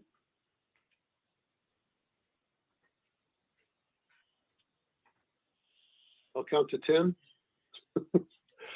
I'm afraid that motion is going to die for lack of a second. Let's go back to what I had. All right, so motion died for lack of a second. We'll do a roll call on Jeannie's motion. Director Berringham? So Harmony, I'm sorry, just let me clarify that if you vote yes, then we're going to make this change. If you vote no, then we're going to go with the Finance Committee recommendation. Is that correct, or have I got that backwards? I had the motion only changing capital improvement. Yeah, I'm just saying, if you vote yes for changing the capital improvement, that means you're going to reduce the capital contribution by $1 million. If you vote no, then we're not going to reduce it by $1 million. Is that correct? Wasn't it at 1.2 going down to 1 million? Maybe easier just to say that it reverts back to it with how it was originally presented. Okay, that's Okay, fine. but it's So not if you just, vote it's not yes- just.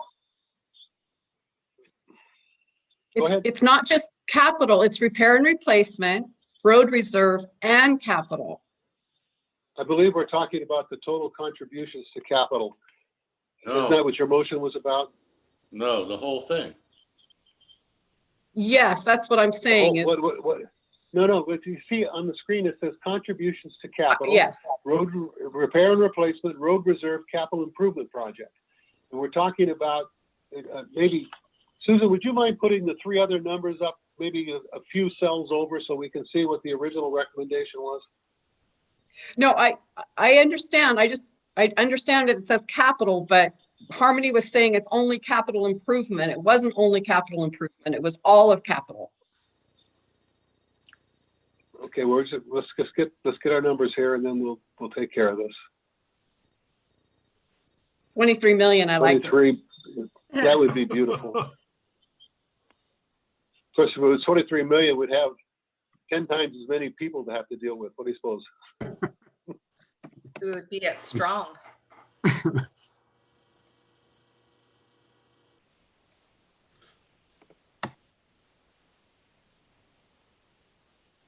Let me just change this for a second.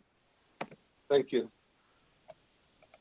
Okay, so if you vote yes for the motion, we're going to go forward with the proposal that's in black. If you vote no for the motion, we're going to go forward with a proposal that's in red.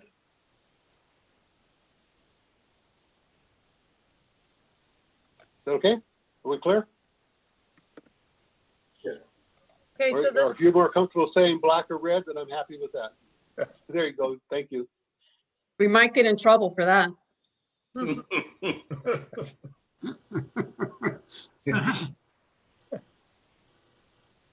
Don't post that on Facebook. I'm in enough trouble as it is. Okay. okay, so roll call vote is, this is the motion by Director Odell, seconded by Director Commission. It's to change all three columns. And you can see on the screen, yes is black, no is the red. Director Bellingham, Yes. Director Odell is in favor. Director Commission is in favor. Yes. Director Nathan, No, President Poland, No. 3 in favor, 2 against, motion carries. Okay. Tom, what did you have for the other things that you wanted to bring up? looking at the schedule today, I came across an item that was newly added from this year to this year that was not on previous year's golf cart registration fee. A number was inserted for $45 for a decal fee, and it's supposed to be applied to only people who don't have annual golf membership. Speaking to Corey, he did not present this as part of his budget item. The finance committee decided to put this in on their own. I am not in favor of the item for a number of different reasons. We had issues with decals and cart fee costs to members in the past. It didn't seem to make sense because we weren't charging anybody for using, for example, their car decals. And we've gone from RFIDs costing money to those are also free now. So, I don't know why we're bringing back charging people to have a golf cart decal. There's no, in my mind, there's no justification about what we're trying to cover as an expense. We're just trying to drag revenue out of people that they might as well just say, well, let's get trailer decals and charge a fee for those, or something else. So the whole point of doing away with the fee was back at that point in time, we had people that were using the community with their golf carts and not paying the golf cart fee because of the fee. And we took the fee away so that we could get more people to register their carts and make sure that they all had insurance, because the insurance part was the most important issue. And Corey has indicated, and I think Eric has the numbers, that once we did that, we in fact did see a significant increase in the number of people that are registering their golf carts and showing us that they have insurance. So I think for that, you know, alone, we should just leave it alone and not include any additional fees on trying to take away money from people who just happen to own a golf cart and use that as their mode of transportation in the community. It was concerning to me that Corey said that, you know, it wasn't anything he presented. So the finance committee, in essence, is going into the budgets that are being presented by the managers and then changing their budgets and doing so not necessarily with even their consent or consulting with them. So additionally, I was asking about the numbers because just kind of punched them into the computer or calculator to figure out what we were doing. And we currently have registered about 2,200 golf carts. The number that has been calculated to use for presentation in this fee is roughly 2,375. So an increase of 175 golf carts between last year and this year. And when I questioned that number to Corey, I said, but if the golf course carts are free, then that means that we at least have about 250 or so that aren't going to be paying. So how do you get to that number? And his response back was that it was his understanding that money was going to be transferred out of the annual golf fee and into member services to cover those costs. Speaking with Steve Schneider and Pat Kimball, they had no idea that that was going to happen, and they're not at all interested in having $10,000 leave the golf budget and end up in member services. So that's the first I have heard of that. I have no recollection of that. Joe, do you? I don't know that this is happening. This is what Corey explained to me, that it was his understanding that he was going to have whatever fees for golf carts that were registered at the golf course get transferred over. And that would have to make sense because at this point we're talking about an increase in the number of golf carts already over what's existing today. And the only way we could achieve that if we're having a 250 cart total of not paying fees would either be to have those fees come back from golf, or we'd have to have even a greater increase. So we'd have to be like 300-400 golf carts that were new this year, which I think both of those are just unreasonable expectations. So, you know, my whole idea is that this really doesn't make any sense. It wasn't part of any manager's proposal to the finance committee. They came in and made this change on their own. And I think we just go back to what the department managers presented and take this thing off of both the fee schedule and out of the budget for the member services department, which is, I think it's at about 106,290. Can I Tom, comment on this, Chris? Could I have control of the meeting, please? Tom, this is an item that I think I'd like to have a motion and see if we have a second. So before we proceed on the discussion, will you give me a motion, please? Yes, I'll make the motion that the registration fee of $45 for golf carts be removed from the fee schedule. Okay, is there a second? I'll second it. Okay, I have a motion and a second. Now I'm ready for discussion. I'd like to start with the finance committee. Joe, were you going to speak on behalf of the finance committee so we understand Sure. what this is for? What happened is we did have this, we call it a registration fee. It's the same thing like for the boats. Carts were registered also. And I'm pretty sure it was $45 in the past. About 5 years ago, the board decided that we should eliminate or wanted to eliminate almost all fees. Like for instance, at Golf Field, we got rid of the league fees. We were going to get rid of the registration fees for the boats. We were going to get rid of every fee except the boat docks, the equestrian center, and the campground. And the reason for that is those things are reserved. So if I had a boat dock and I wasn't paying anything for it, if I go out skiing, somebody else could come in and tie their boat up there and take over that dock.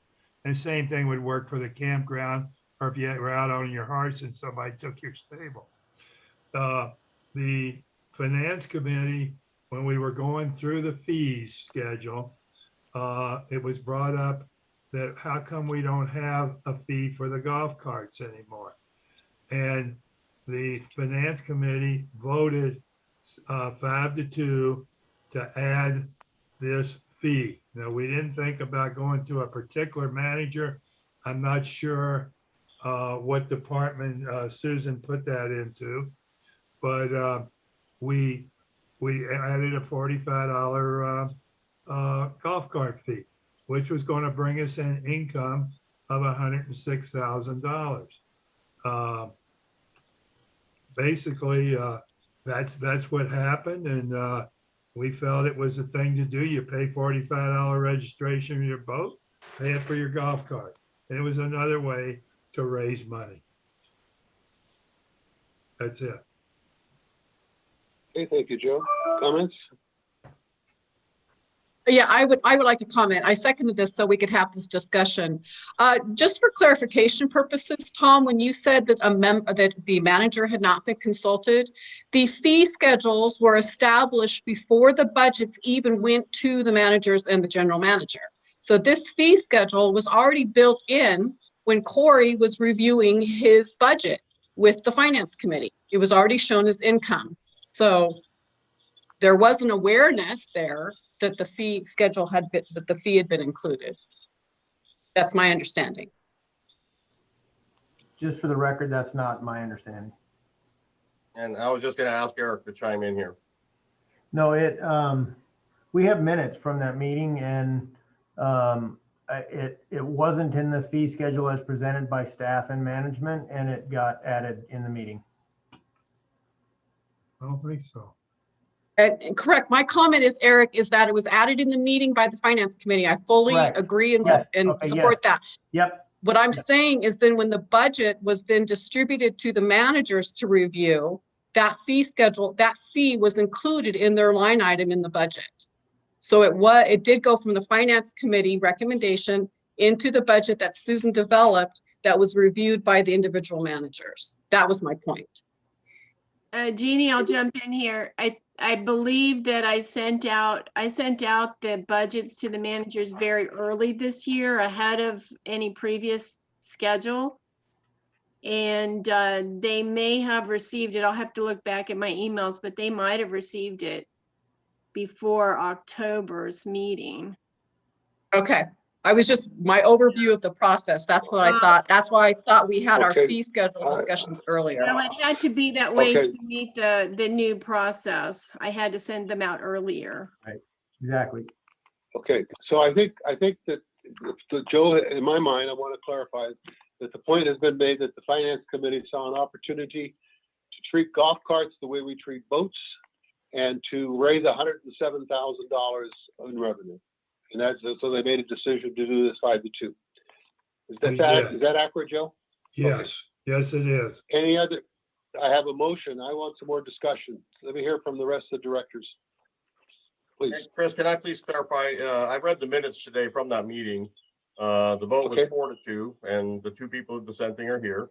Also calculating the numbers and looking at that $107,000, there's no way that's going to be achieved. I mean, that might be what they present on the budget, but we would have to have an increase in golf carts that would not make sense. And we also understand that when we charge fees on golf carts, the number of people that actually do register is going to drop way down, not go up. So, more than likely, it would be at least half as my expectation of that number won't even come in. And again, we're trying to understand why it is that we're giving the annual golf no fee, but the rest of the people having a fee when the golf course never agreed or understands that this is going to happen. And there's no difference if somebody is a golfer or not a golfer. If they're using a golf cart in the community and there's a proposal to pay a fee, there's not an exclusion for golf to not have the same fee. Yeah, the number, Tom, Okay. is like 2,362 carts, I think. All inclusive, including golf. I do want to clarify. So, Can I clarify go something? ahead, Susan. I had to send the managers a couple of versions because in order to meet the new budget model, they had to get an earlier version to get started on it. But every time there was a major change, I sent them an update. So in reality, I think it it can be both scenarios. They had their original budget they worked on, but then they were updated periodically with their new budget. So I'm sorry for any confusion on that, but we were trying to meet that schedule and keep everybody informed.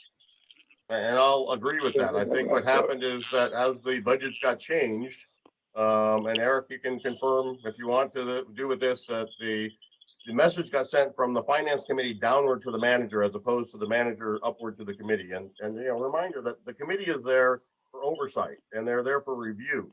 Their function isn't to go into the budgets and make changes to departments. And no, Tom, I don't think that's exactly right, because I constantly kept the managers updated. So it wasn't, they weren't ill-informed if they reviewed it. I know this was a new process this year, and pretty much it was the same as we always did, but the timing was a little bit different. So, I mean, a comment from Corey was one that just said, this is what the finance committee did to you. Please, Tom, I think you've made your point. I think it's very clear. I'd like to hear from Joe and Jim on this issue, please. Well, I can recall when they did charge the $45 for the cart fee, and at that time it was, if I recall correctly, it was part of the annual golf at that time, like it would be now if they proposed the $45 to all non-annual golf carts. So it wouldn't be any different than it was. Annual golf is going up anyway, so if you want to say $45 of that $100 increase is allocated to cart registration, you can, you can say that. But whether or not it is, annual golf is going up, and I was surprised when that fee went away. Couldn't understand any rational thinking about that, and so I'm in favor of putting this forward. I also think that enforcing it would also be beneficial, as is the case with most of our rules. That we just need to do a better job enforcing rules. And if there are carts out there without registration decals on them, then they should be cited, and people should know that.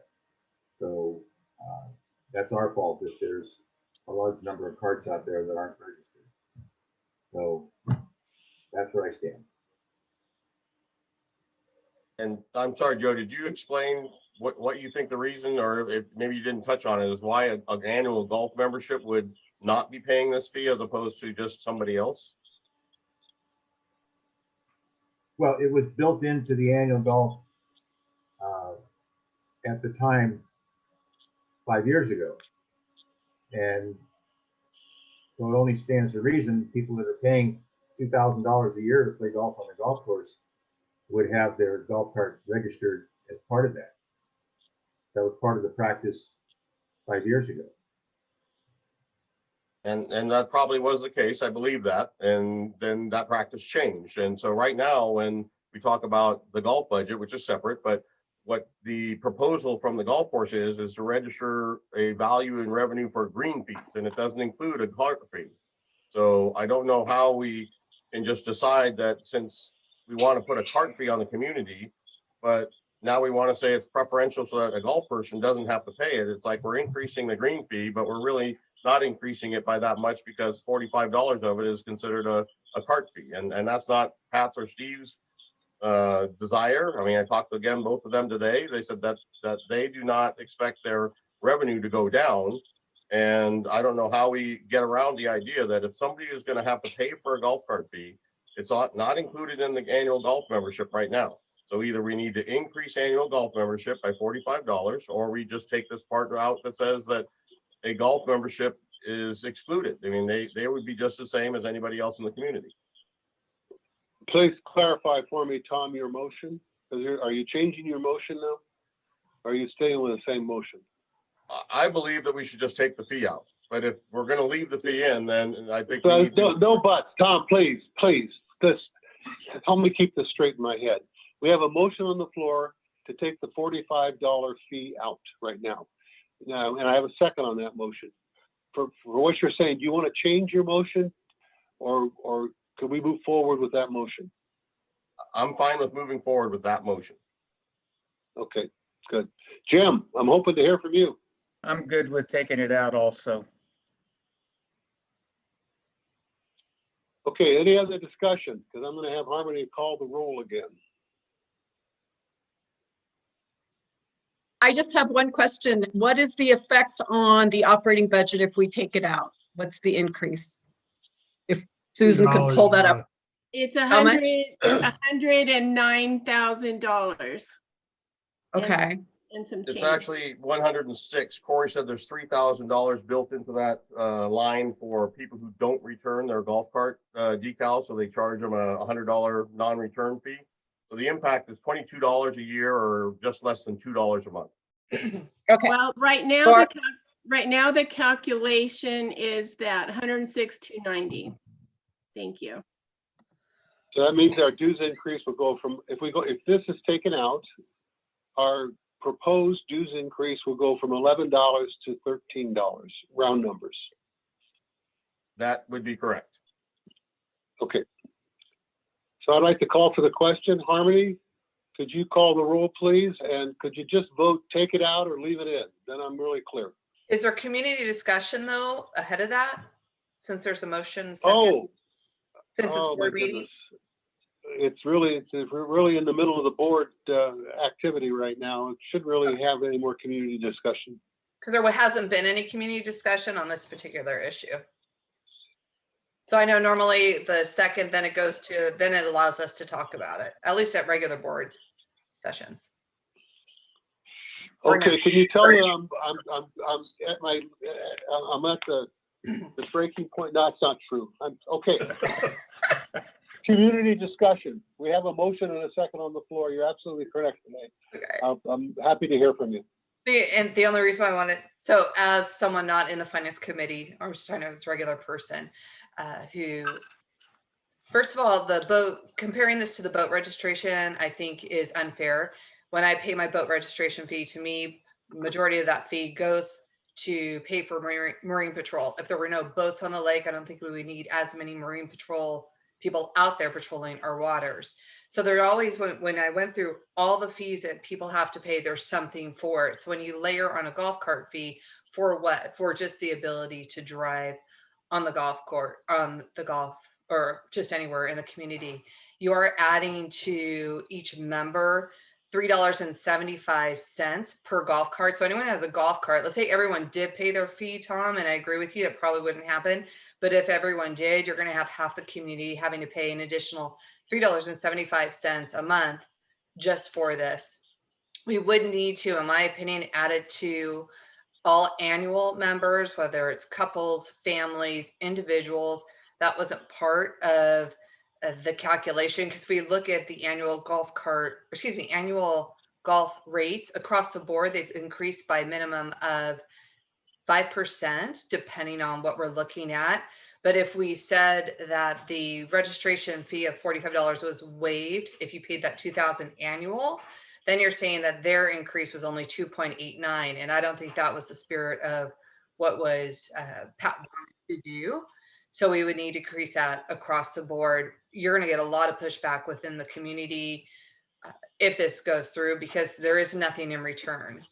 It's just an additional fee to get revenue. And as someone else brought up earlier, if we were concerned about that extra $100,000 and how can we make up for it, maybe you don't do the special election that's budgeted for $100,000 if we need to save that. But I do agree 100% with what Tom was saying, and I'm not blindsiding the finance committee because I did let them know in advance what my opinion was and that I'd be sharing it. So thank you. Okay, so my only reaction to that, Renee, is that I think I understand what you're saying, but I will say that if the boat registration fee goes to take care of marine patrol, golf cart registration can help with our increase in community patrol, especially if we have to start ticketing all the golf carts that aren't registered. So it's an interesting argument. I just wanted to throw that observation out. Sure. Any other discussion? And Barry, let me apologize to you for not letting you speak before, but I have a hunch that the way that vote went, that we're okay. So any other discussion on this Yes. item? I have a Yes, motion to take it out. Yes, Go ahead. I'd like to make a comment as well. I as well was the other Finance Committee member that voted against it. And mine is from, as a member of the community and from a community perspective, that, you know, every time a community member turns around, you know, they're getting charged for this and that, and just, you know, just registration fees to death. You know, and here's yet another one. Bottom line is, if we're going to remove it, then we're going to add the fees to the monthly dues. Either way, the POA is getting their money, but the perception is not that, okay, we're getting you know, charged for fees for this as well. So it's a perception thing. Bottom line, it's really not changing anything to the POA's bottom line, so to speak. Okay. Chris? Let me expand on Yeah. the Marine Patrol. I think that is probably the smaller piece. I really believe that the boat fees are an effort to try and offset the lake lease costs. And, you know, that's 500,000, say, of a $1.5 million proposition each year. So we kind of make an effort at trying to soften the blow of the lake lease with the registration fees on boats. Just like with any of our amenities that are income generating, you know, they try and offset what we have as costs. The golf courses, you know, collecting $1 million to try and offset the $2 million that it costs. But I don't know that we have the same thing. You can say it's community patrol, but if that were the case, we would be charging fees for cars and every other vehicle that comes into the community for the same purpose, and we don't do that. So I think it's just, it would be a way to try and charge people for something, and I don't know that there's really a justification behind it. Okay, thank you, Tom. Joe, did you have something you want to say? Yes. Thank you. I think where this $45 came from as far as the golf annuals is a number of years ago, they decided they'd raise the annuals a pretty substantial amount, and from one year to the next, and they took out they said, all right, but your $45 is part of this increase, and it's just stayed there. Now, when we cut out the fees, they did not cut the $45, you know, say to the annuals, oh, okay, we're going to reduce your annual $45. By the way, I don't have an annual, so I'm very neutral on this thing. All I'm thinking about is what's fair for the rest of the community. We've got 2,200 people or something, 23 with carts. That means we've got a like amount without carts, and they're paying that extra $2 a month that the cart people should be paying, just like the boat people pay. So that's my thought process. Okay, thank you. I'd like to call the question unless someone would like to interrupt me and stop. Is anybody smiling? Maybe not. Maybe this is too contentious. We all are. Don't worry. We're all smiling. Okay. All right. So, Harmony, would you call the roll, please? Take it out or leave it in? Okay. So, Director Bingham, Take it out. Director Odell, Take it out. Director Commission, Leave it in. Director Nathan, Take it out. President Pullen, Take it out. 4 in Okay. favor, 1 against. Motion carries. We'll take it out. Chris, All while right. we're at this part of the fee schedule, just scroll down a little bit, and this isn't going to be probably much of a discussion other than just a technical change. Go down to the lines that talk about annual membership for golf.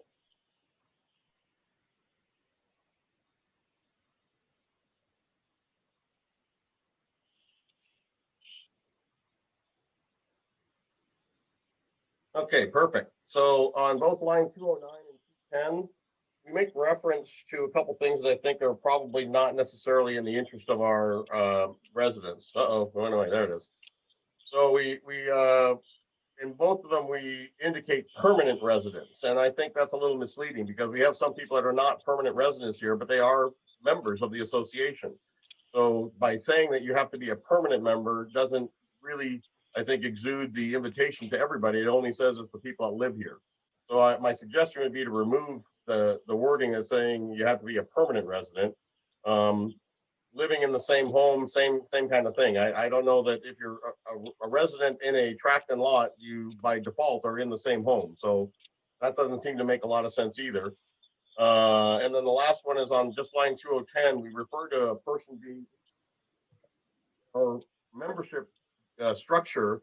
The associate member is able to be an associate until 21 years old, and then they go to a sub-associate when they go past the 21-year age. So I'm thinking that it probably makes more sense that an associate member at 21 would be part of the family, and we should change that to either just refer to the associate membership or the age of 21 years. Where are you talking about, Tom? The descriptions on line 209 and 210 that you see on the screen right now. Yeah, I see the permanent. With that, can you like resident live in the same home? This was for a two-person membership. Right. And so my point is that they don't have to live here permanently. They could be somebody who owns a home here and just comes in vacations, or they could also be somebody who rents their home but retains their golf rights. So by putting permanent residents, we seem to exclude some of the people that are actually entitled members. The whole part about living in the same home, I think the old language used to just say same tract and lot, which is fine with me, or just taking that out again because we're talking about a two-person membership probably being from one tract and lot. And with a POA card, I mean, that's, I think, optional. I mean, both people would probably have POA cards anyway, but I'm not sure why that would also need to be a requirement in order to buy an annual golf membership. We were trying to tighten this thing up, Tom. When we first went to the family membership about 3 years ago, we found several instances of where a person was on title or on the deed with their family, yet they had their own residence here in Canyon Lake, buying their own home, didn't live in the place, and they were all in there for a family membership. And you had 3 or 4 people there who are all on this family membership. And it wasn't meant to be that particular way. And so we've changed that a couple of times. Corey actually, came up with most of the ideas as the best way to do it. But that's why it was being done, to try to tighten that up. The other thing, what was the first thing you talked about? Was it a family membership? Well, the first one we're talking about was line 209, which refers to a two-person membership. So that has nothing to do with the family memberships. Okay. So what you just said, it really applies to the 210. And in response, I'm aware of the one family that you're talking about, and they have multiple homes here, and some of them are registered at one home, and then all of them are registered at another home. And they did something that I think you just personally don't care for. So that language was added last year, I think personally, just in target of them. And it doesn't really serve the membership. It's really, this description is trying to exclude an individual situation, and really doesn't even need to be said. I don't mind the fact that we want to say it's 2 adults and then all people that are associate members on that same tract and lot, but that should be changed to 21 because that's the level of age that an associate member has. But the whole thing about being a permanent resident doesn't make sense. In the same home, we're not going to go out and do bed checks on people, so it doesn't make a lot of sense for us to even write this. Well, we're just talking technical things here. And that's what we thought, or Corey thought, that it would help tighten that thing up. There was more than one, by the way, okay? I'm not going to argue with you on that. It's just that why loosen it up? So Tom, do you have some modified language in mind that you could offer and make a motion? We'll see if we can put this to rest. So I'll say that, we delete line 209 and just after the end of two-person membership on line 208, put in brackets, same tract and lot. And that's pretty simple and straightforward. For the annual member family, same thing, delete all that language and we can leave the part that just says 2 adults and then the additional people all must be under the age of 21 and then the same language, same tract and lot. The track and lots where we got in trouble before because they were on the same track and lot with the people, but they didn't live there. No, I understand, Joe. I'm just trying to move this along. Okay, so yeah, could you go ahead and finish up making that change and then we can see if there's a second for it. Are you clear about I'm not quite sure who has control of the spreadsheet. Are you clear about what needs to be changed there? Yeah, Susan, you can just delete the first sentence and then leave the second sentence and add same tract and lot.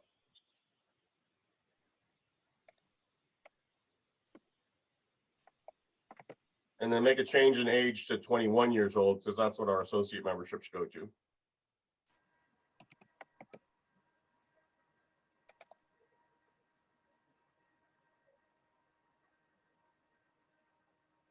Is that it, Tom? I don't see same Just tract and lot yet. like line 208, just add same tract and lot at the end of that.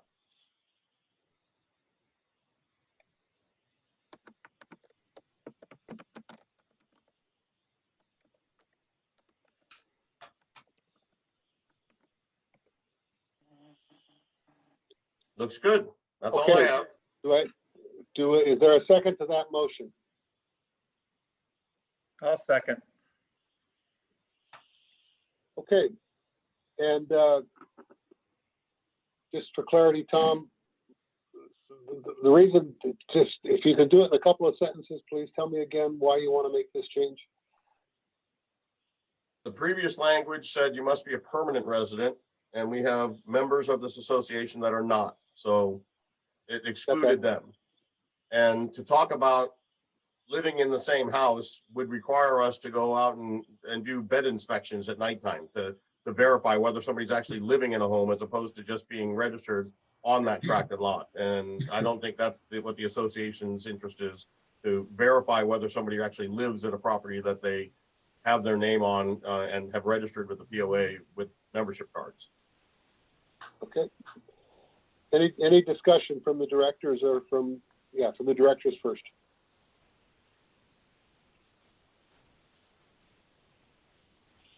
Okay, Joe, we heard from you, so I think I understand your position. Are there any comments from other people attending the meeting?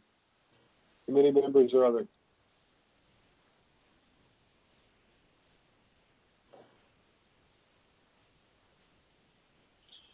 Okay, so I will call for the question. Harmony, could you call the roll and let's vote, change it or leave it alone? I'm in to clear things tonight. Okay. Director Berringham? Change it.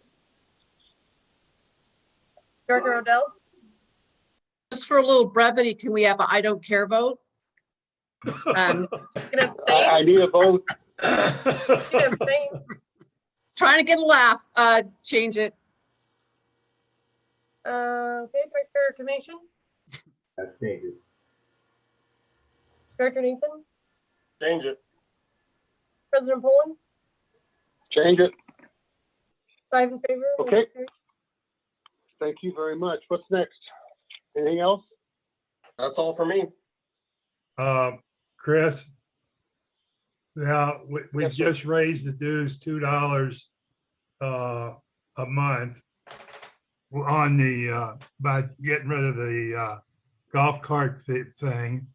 But I'm getting back to the one question, Renee brought it up also after me.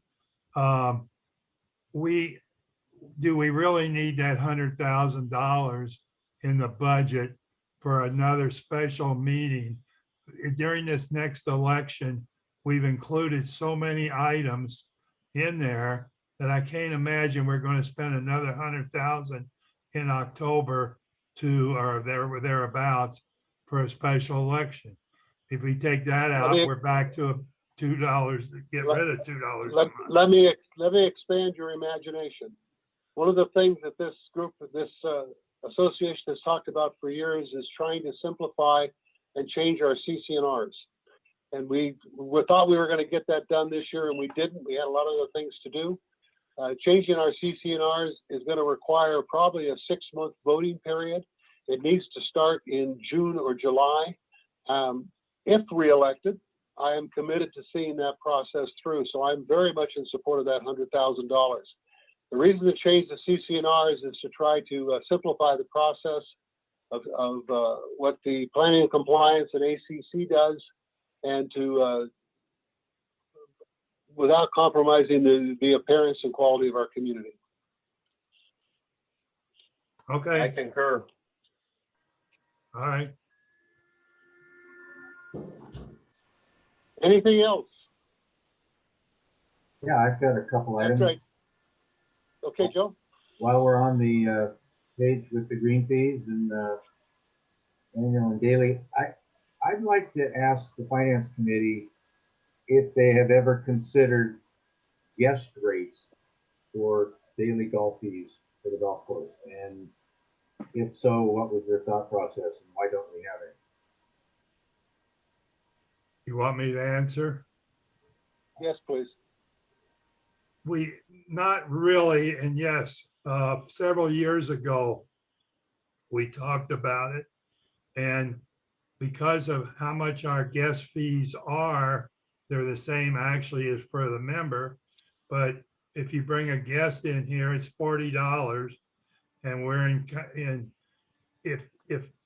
if they, let's say we moved them to $43 or something, maybe that difference in that would, they go somewhere else. Some guests that come in are with people who do not have annual memberships. And so they say, gee, it's going to cost me with this guest $83. And if they don't have a cart, then there's another $30 on top of that. And we know they can go down the street to these different golf discount deals and get, you know, less than half of that easily for 2 people with a cart. So we just decided to keep it as it is, and hopefully people will bring guests to increase our revenues, which this year has worked out pretty well. So that's what happened a few years ago, and the last few years we haven't gotten into discussion on it. Well, I would challenge the committee to look at that for next year and consider that, because outside play is up quite a bit, especially with COVID. I think we're missing a big opportunity, and if nothing else, just so the members feel like they're getting a rate. And that doesn't mean that they have to be less than 40. Like you said, you could put guests at 43 or 45. It's certainly not. So you're thinking, your thought process is you'd increase it by $3 to $5? I would. I mean, that's just my personal feelings, and I'm not looking for this to happen this year, but I just would like the committee to look at that for next year. Okay. Okay, So we will. Does any other director want to take up this issue, or are we going to let that go? Oh. And I'll take silence as affirmation that it's okay to let it go. Okay, Joe, what's next? The mid-adult rate is 20. Excuse me a second, Joe. Susan, could you bring the fee schedule back up and where Joe's talking about?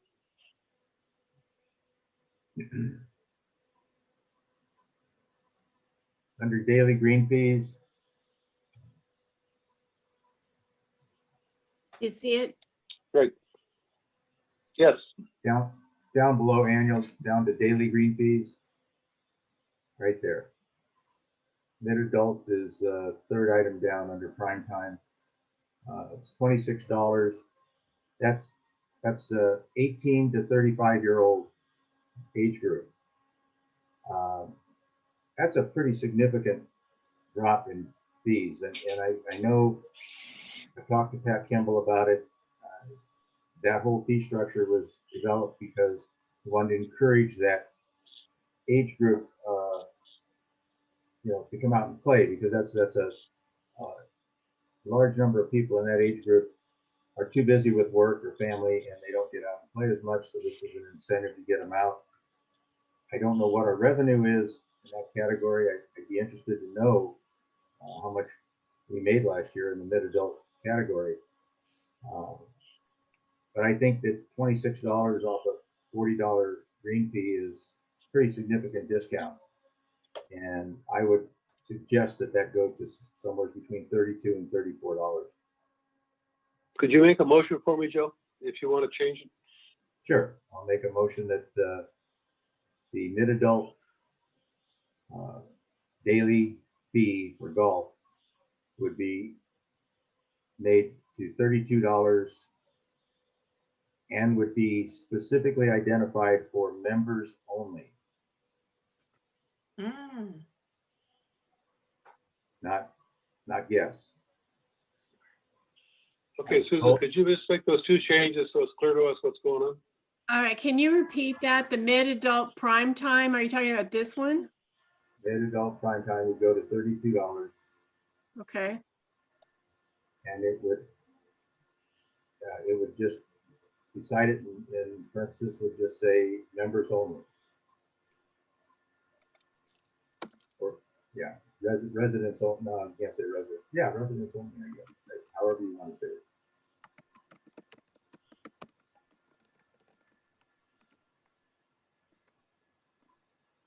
And I was told that is how they're applying the rule, but I don't see it in there identified as residents only, and could it very well imply guests, since we have a daily fee at $40 that is for members and guests. So I think that should be. Okay, Joe, so this change on line 229 is what your motion covers? Yes. Do I have a second? Second. Okay, motion and second. After the discussion. I have a Who'd like to speak? question. Susan, I don't see. Could you hold up, Joe? Joe, Oh. could you let me have discussion with the director first? I'm please? sorry. I didn't hear you say director. I didn't say it. Oh, That's what I'm trying to do. okay. Directors, any comments or questions? Opinions? None from me. I'm gonna talk to you. I don't know if you know this or not, Joe, but the rate sheet that Pat has is currently using an embedded calculation where everything is driven off of the prime time rate. So when you change that rate, probably not on this fee schedule because it's not built in, but I happen to have Steve Snyder sent me today. Tom, you're fading out when you look away. All right, sorry. Yeah. Let me move my computer. Now you're muted. Okay. So the 18 hole rate is the base rate, and that's the one that is a fixed value. Then everything else is a function of. So what Pat has in here is that the 9 hole rate should be 65% of the base rate. And with mid-adult, he has the same function, that it should be 65% of the base rate. Juniors being 30% of the base rate. And it goes on down the line. So if you don't have the formula or function, you could probably go backwards math and figure out what each one of those values indicated is based on. And again, this is Pat's assessment of what he thinks is an appropriate rate given the particular category. Looking back at 17 to 35 mid-adult rates, I think I don't recall it being a huge number of people. And also looking at the times that those people played, it was typically afternoon. So you're not usually getting somebody that's mid-adult to also be playing prime time. They're playing more likely twilight and super twilight. Well, I see quite a few of them play in the morning myself, but they could be annuals for all I know. I don't know. Okay, so Tom, I think that would become an 80% function instead of 60% or 65%. So I understand your point, but that would just be what the change would be. Other comments, directors, please. Kim? No, I'm good with it. Jeannie? I don't have any comment. I mean, I'll add one more. I think, personally, the golf course has always been sort of our biggest challenge in getting the number of dollars from revenue compared to the total cost to get more online. And I don't know what that ultimate solution is. I don't ever see it being anywhere close to making itself a break even, but it seems like we still have a lot of room to move upward and be a competitive marketplace pricing for golf. So, it would, in my mind, be just raising and continuing to raise, the daily rate for 18 hole, 9 hole rate, everything should move up a bit. And I think Pat's trying to do that slowly but surely, but trying to do like we do with dues. I mean, if you try and make too big a jump at one time, you sometimes scare some people away. But it really is a direction that the golf course needs to go, is higher green rates, so that we can kind of close the gap on the total expenses. So I want to thank you. I want to offer my opinion. I would love to get in here and tinker with these rates. I think they're too low, but I decided last year, and I'm going to stay with it this year, is that I want to check to our pro and what his recommendation is. And my understanding is, from what Tom just said, that those numbers are his recommendation. Okay, comments from outside of the directors, please. Those rates were all made up by Pat with Steve. And Steve came to the finance committee meeting when we were talking fees, and he says, here's what Pat and I want for fees. And he went right down the line, and we changed them accordingly.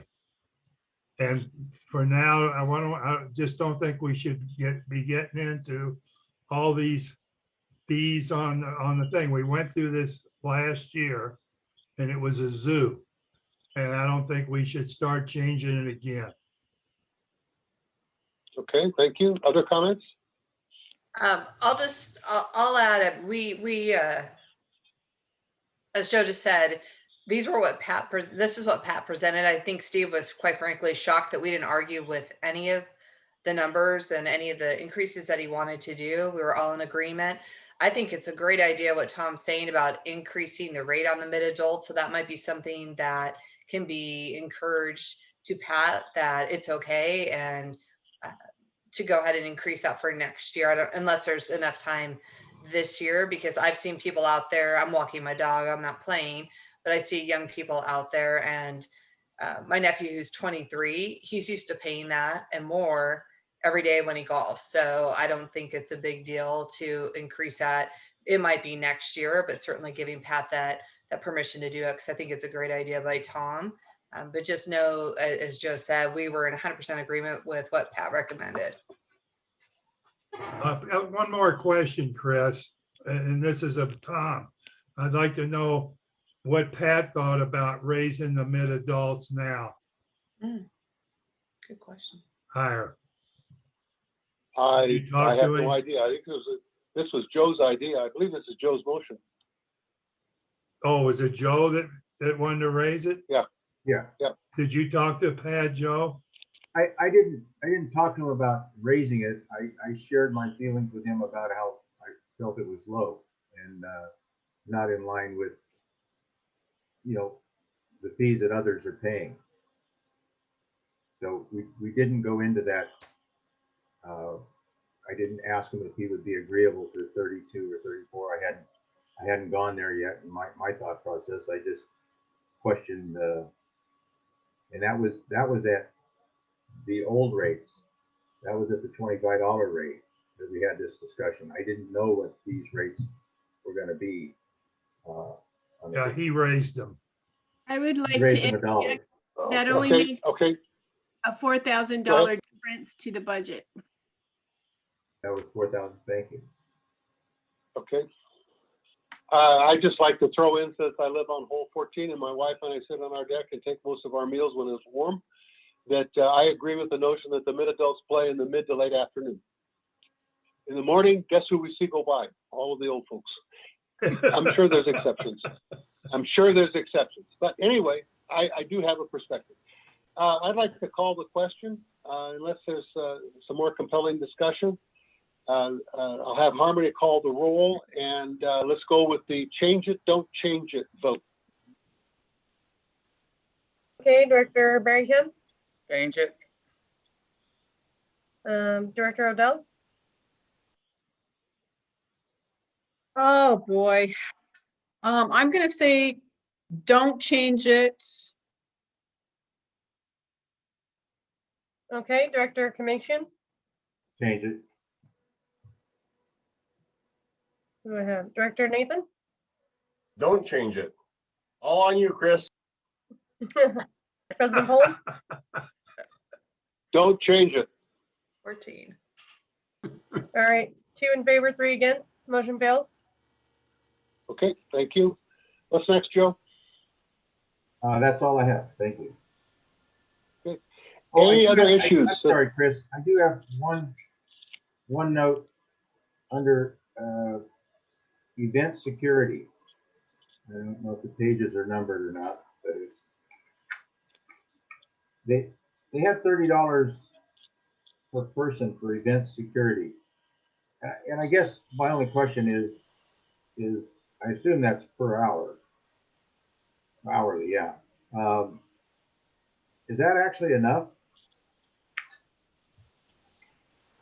What? I see the number didn't change from last year. And Joe, my understanding is that, like, if we have our fees from the security company that bill us by the hour for a security staff level person, so let's say it's a road patrol person, that number of $30 is in excess of what we're paying for that person to be there. I'm sorry, say that again, Tom. So the security person is going to be provided by, in this case now, G4S.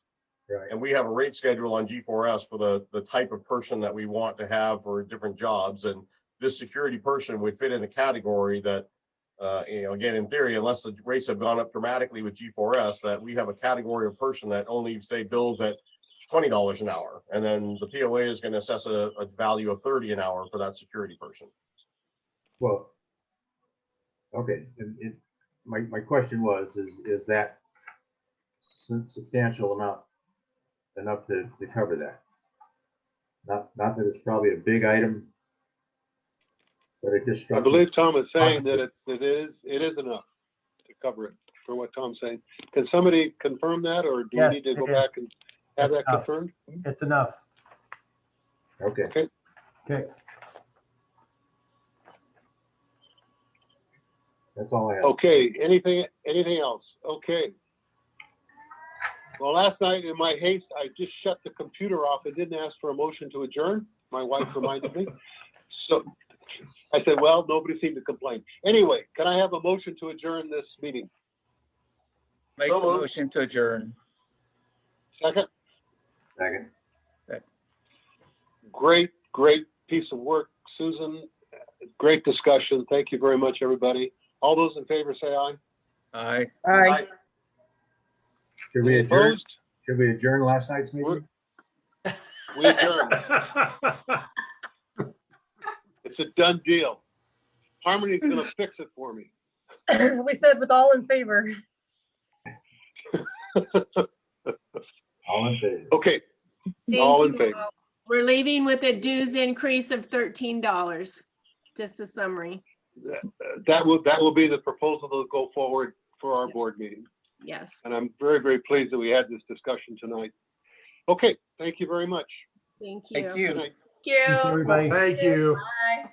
Bye.